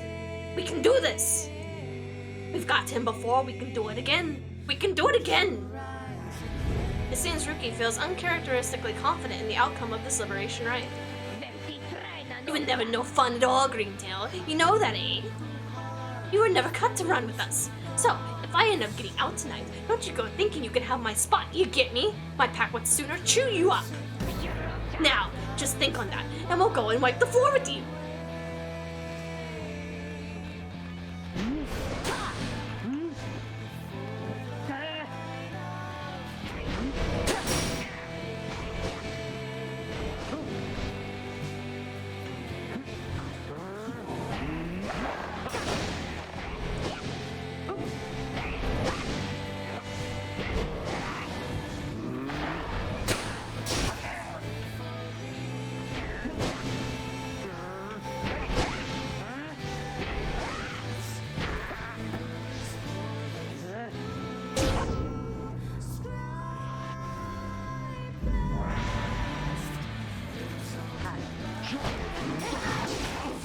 Fuck.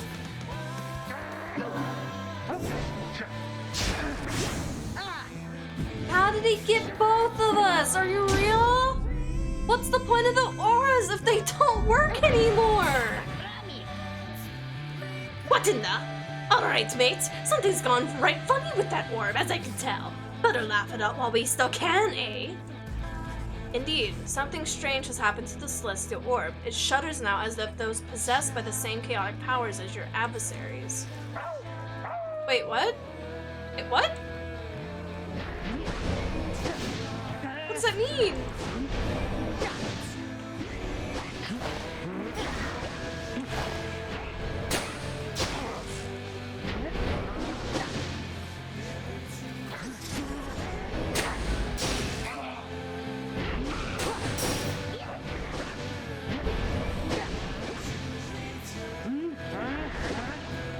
Oh, I walked into that. Oh, bad.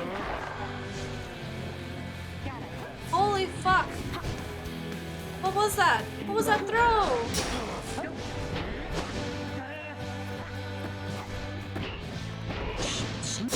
Someone grasp the orb.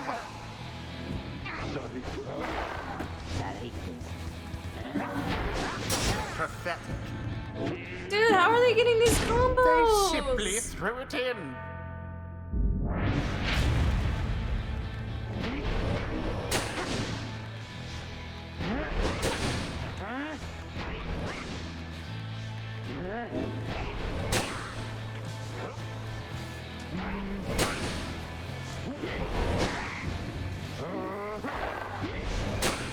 How far?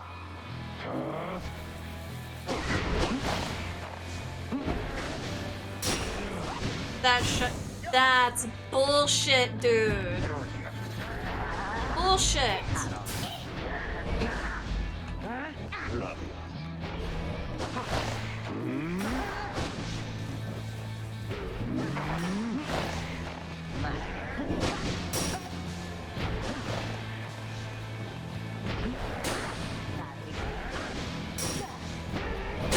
Oh my god, Buffer moves so slow. He moves so slow, dude. Quite foul I can't. for the Nightwings. That Barker Aspar sure is rather quick. Like, this isn't even fair anymore. Like, am I just fucked? Am I not allowed to win any more of the fucking things? Is it scripted?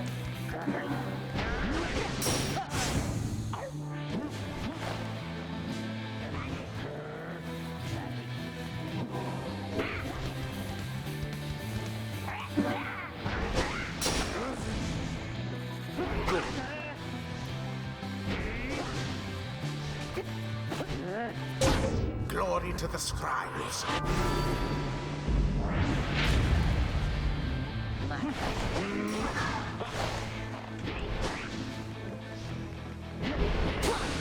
Didn't see it coming.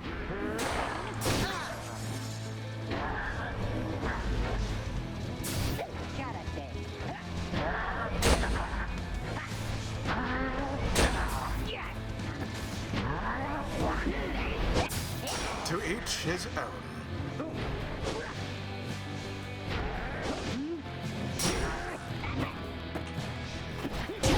Rukey doused to the adversary's flames.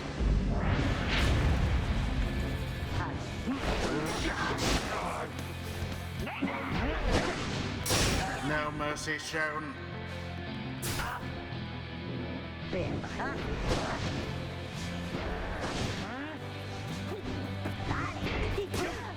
Out.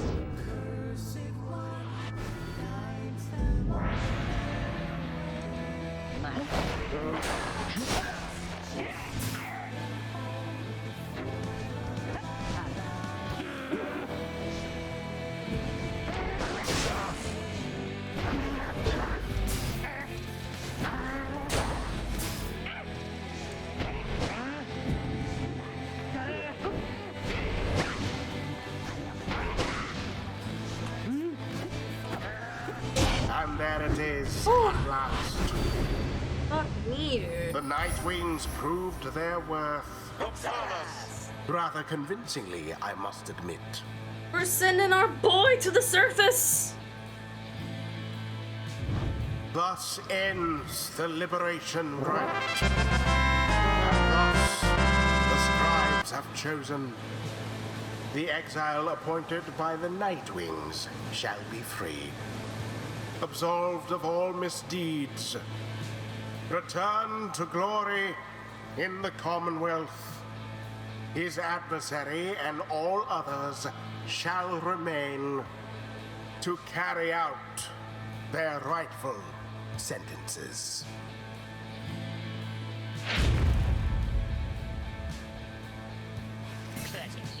What a joke! Here I was thinking we were gonna make him cry after all this. Come on, mates. I've had it with this stuck-up place. So let's go ahead and get out of here already, eh?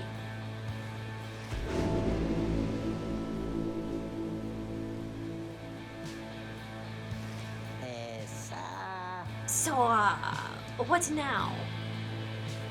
I guess I'm just supposed to jump into this waterfall thing back here, and then that's it? Home free? Home free? Something comes over him. Then... Now, listen to me, chums. Don't any of you go thinking you're gonna miss me, yeah? You're gonna do just fine, even without old Rukey Greentail here to keep an eye out on all the things all the time. Even though the rest of you are just a bunch of slowpokes and all that. Me? I'm gonna be so busy drinking myself silly on the Commonwealth stock, I'm sure I'm soon gonna forget each and every one of you. But just in case I don't, you be sure to stop by and visit me if you get back there too. Just look for Mama Greentail's shop, right in the heart of the town. You can't miss it. So yeah, stop by. Say hi, you know. Now, I think I gotta go. So, excuse me. He drops into the shimmering pool and disappears within, although you can still hear him going on about something. Well, let me tell you, this is weird in here. Hey, it's starting. Oh, wait. Rukey has earned back his freedom. May he return in glory. Godspeed, Rukey Greentail. There goes my The boy. scribes are watching from afar. Tell Tizu By I their said grace, hi. May the cycle of the rites keep turning for as long as possible.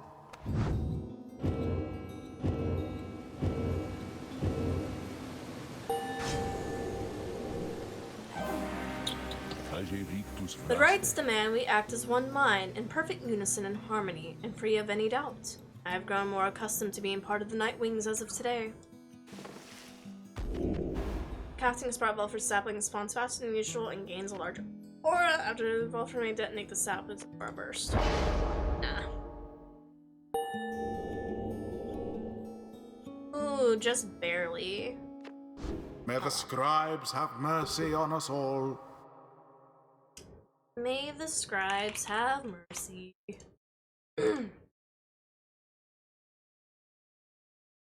Alright.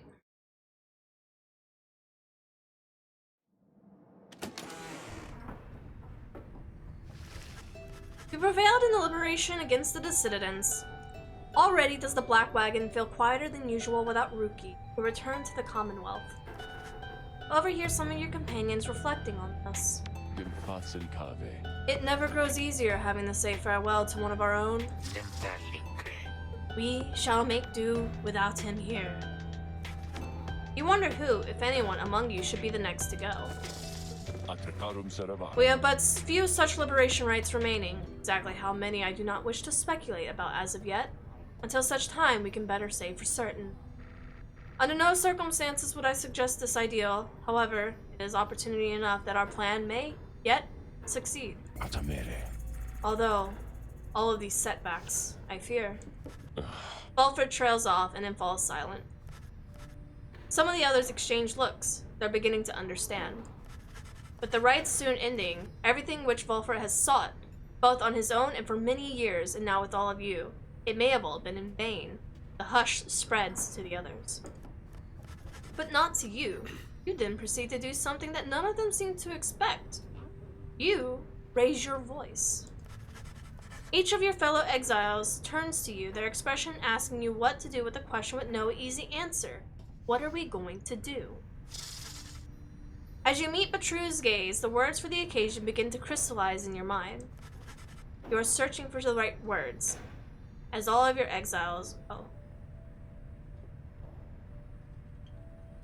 fellow exiles are looking to you now. Interact here to consider what to say.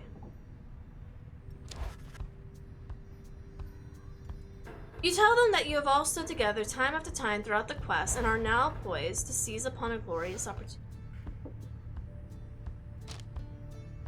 I think only for a hollow fool would turn back now.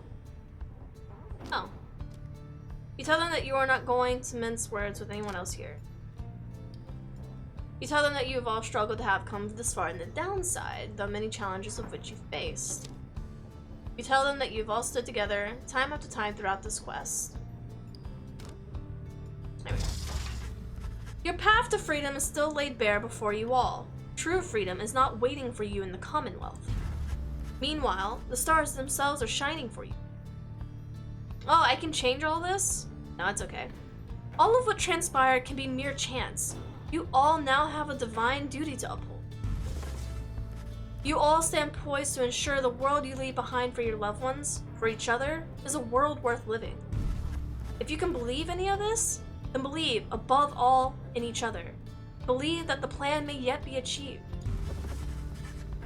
After a brief period of reflection, you share one last sentiment with the group. Let us stand together, now and always. Then, you join the others in silence. Thus do you remain together with your thoughts. No one speaks for a time, but then, thou wouldst dare change this ancient world, yet thy words tangle with certain truths. ᴛᴇs. May long the stars remain aligned for you, sir. All the while, Volfer remains watching you intently. Then, his expression softens, and he smiles. You are right, of course, my boy. We are the Nightwings. It is precisely as you said. Let us stand together, now and always. Lend us, then, reader, to the end of our quests, and the dawn of the new age for all of our kin. Lead us, not lend us. Everyone, for the Nightwings. Everyone responds in kind. They stand with you no matter what. They await the outcome of your vision of the stars, which burn with a renewed fury, because now the last rites beckon. +1 halt permanently! Woohoo! The stars above now burn with appears of desperate fury, many of them more than usual. Look upon them all. Alright. We got Haub. We got Gol. We got Jomir. We got Melithi. We got Lou. Oh, are we just getting all of them? We got Claymere. ᴛᴇs. The stars of the 8 scribes. They shine together, now as one. The lone minstrel draws a breath, as though surprised by what he sees. He backs away and averts his eyes. This is another sign that the rites are soon to cease. Few chances yet remain to confront the adversaries you have met along your journey.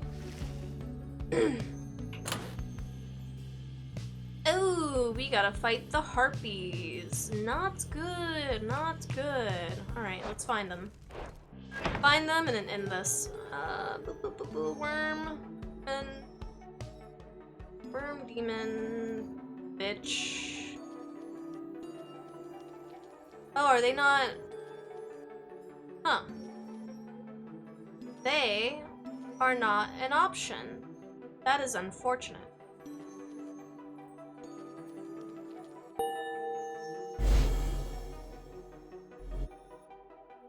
It's fine. It's fine. The stars reveal to you a path to the Cairn of Haub, where the rites shall continue. Come morning, your travels shall continue, for now everyone needs their rest. Alright. We're saving here. I gotta get ready. Unfortunately, this game is much, much longer than I anticipated. I apologize. But that is okay. I am still very much enjoying it. For now, I'm going to send you guys over to Keyblade, They are playing Devil May Cry, so I hope you will enjoy hanging out with them in a bit more raunchy environment. I will be gone for this week. I am heading out. Schedules will be posted on the Twitter if you aren't already following to catch that around.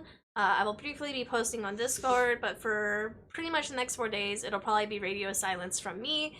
I will see you guys when I get back, and we'll continue the list of things we have to do.